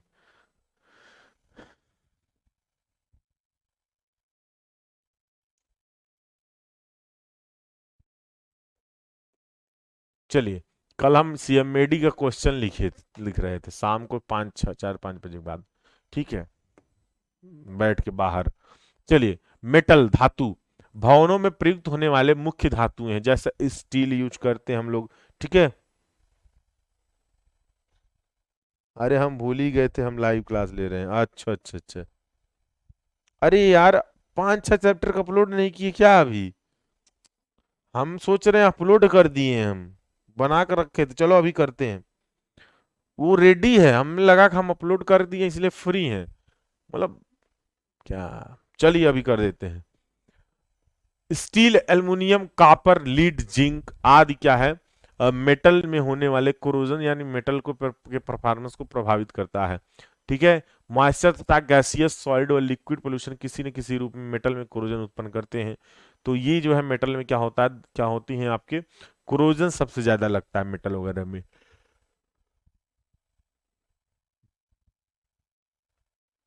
मॉइस्चर इलेक्ट्रोलिटिक की तरह भी एक्ट करता है, जिसमें क्या है, ग्लेवनिक सेल उत्पन्न होता है।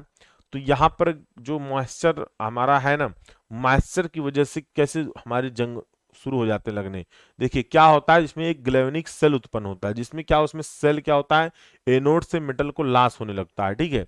और ये धातुएं, दो धातुएं जल की उपस्थिति में एक दूसरे के संपर्क में होती हैं। तो इस प्रकार से ग्लेवनिक सेल क्या होते हैं, बन जाते हैं, ठीक। और इसी प्रकार की यदि मेटल में नमी वाली स्थितियों में अन्य भवन सामग्री जैसे कि ब्रिक हुआ या प्लास्टिक संपर्क में होती है, तो भी ग्लेवनिक सेल बन जाते हैं। तो जरूरी नहीं कि स्टील में ही ग्लेवनिक सेल बने, नहीं, अदर में भी ग्लेवनिक सेल बन जाते हैं, ठीक, जब भी वो मॉइस्चर के संपर्क में आएगा, ठीक है। यदि किसी एलॉय यानी धातु में विभिन्न इलेक्ट्रोलिटिक अभिक्षणों वाले तत्व होते हैं, तो भी क्रोजन प्रक्रिया शुरू हो जाती है। तो ग्लेवनिक सेल कब शुरू होगा, जब वो मॉइस्चर के संपर्क में रहेगा, और वह हर एक मटेरियल में उत्पन्न होता है। लेकिन यहाँ पर क्या, जब स्टील वगैरह में होता है, तो स्टील वगैरह क्या होता है, उसमें ऑलरेडी क्या है, धातुएं हैं। तो धातुएं में क्या होगा, वो हमारा जो है क्रोजन शुरू हो जाता है, क्योंकि वो ऐसे तत्व धातुएं में होंगे जो कि उसके साथ क्रिया करना शुरू कर देते हैं, ठीक है। तो हमारा जंग लगना शुरू हो जाता है, ठीक। इसी प्रकार सिंगल एलिमेंट मेटल की सरफेस पर ऑक्सीजन कंसंट्रेशन में भी भिन्न कोरोजन कंसंट्रेशन में भी जो है भिन्नता है, तो यह भी ग्लेवनिक प्रोसेस स्टार्ट क्या होती है, स्टार्ट कर सकती है रहना चाहिए।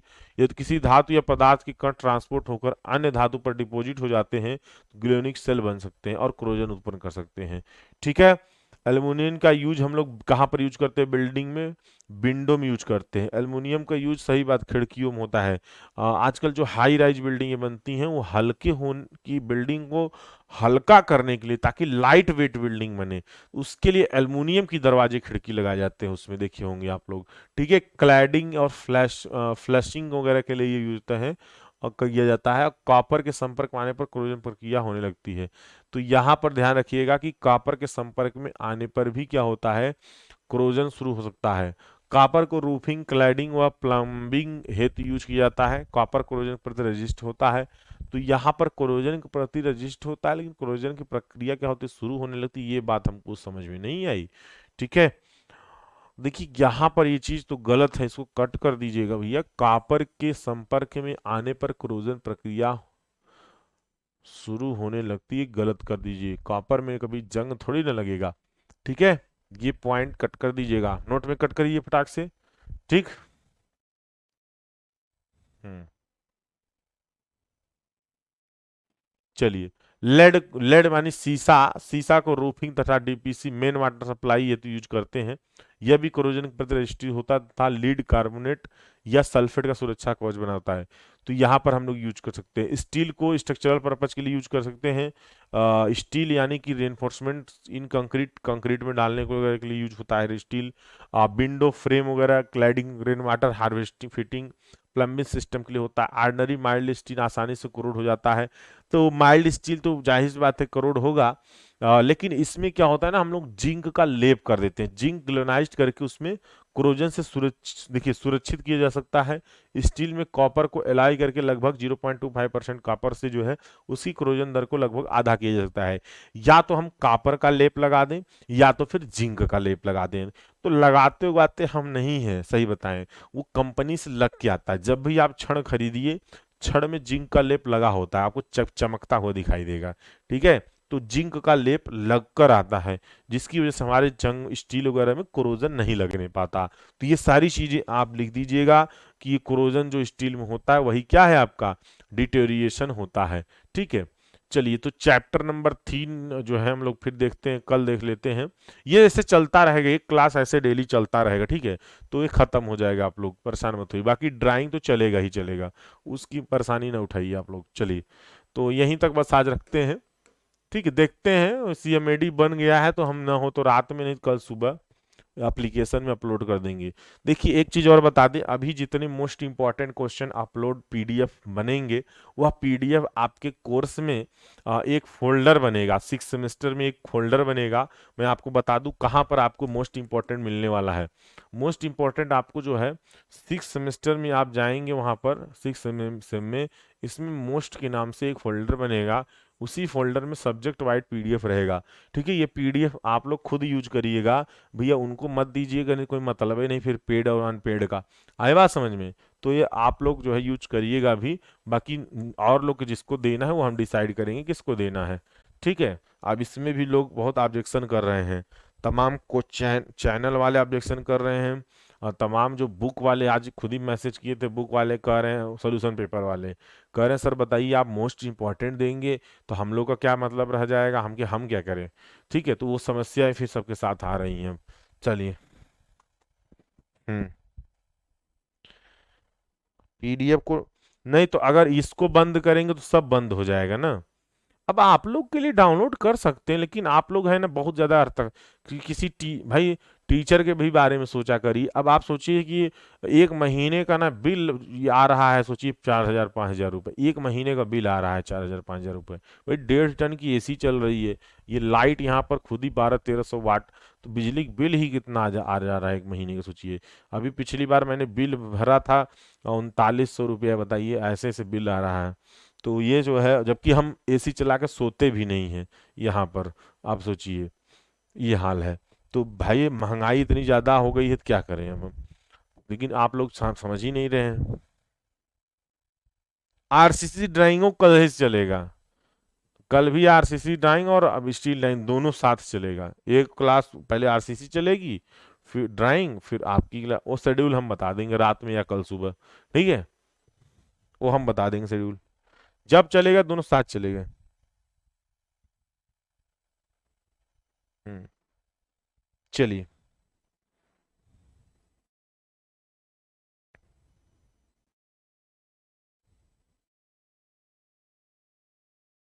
क्यूएसबी का हो जाएगा। क्यूएसबी में अब कुछ खास नहीं है, जो चैप्टर नंबर 8 सोच रहे हो वो बहुत कुछ खास नहीं है। ठीक है, वो उसका हम अलग से बनाएंगे, अभी उसको दे देंगे एग्जाम, अभी 2 3 4 दिन में देंगे। तब तक हमें स्टील ड्राइंग पढ़ाने दीजिए, पहले स्टील ड्राइंग खत्म करने दीजिए अभी। ठीक है फिलहाल, फिर उसको दे देंगे, एक दिन दे के पढ़ा देंगे, खत्म हो जाएगा फिर। ठीक, बाकी जितना पढ़ाएं उतना सफिशियंट है।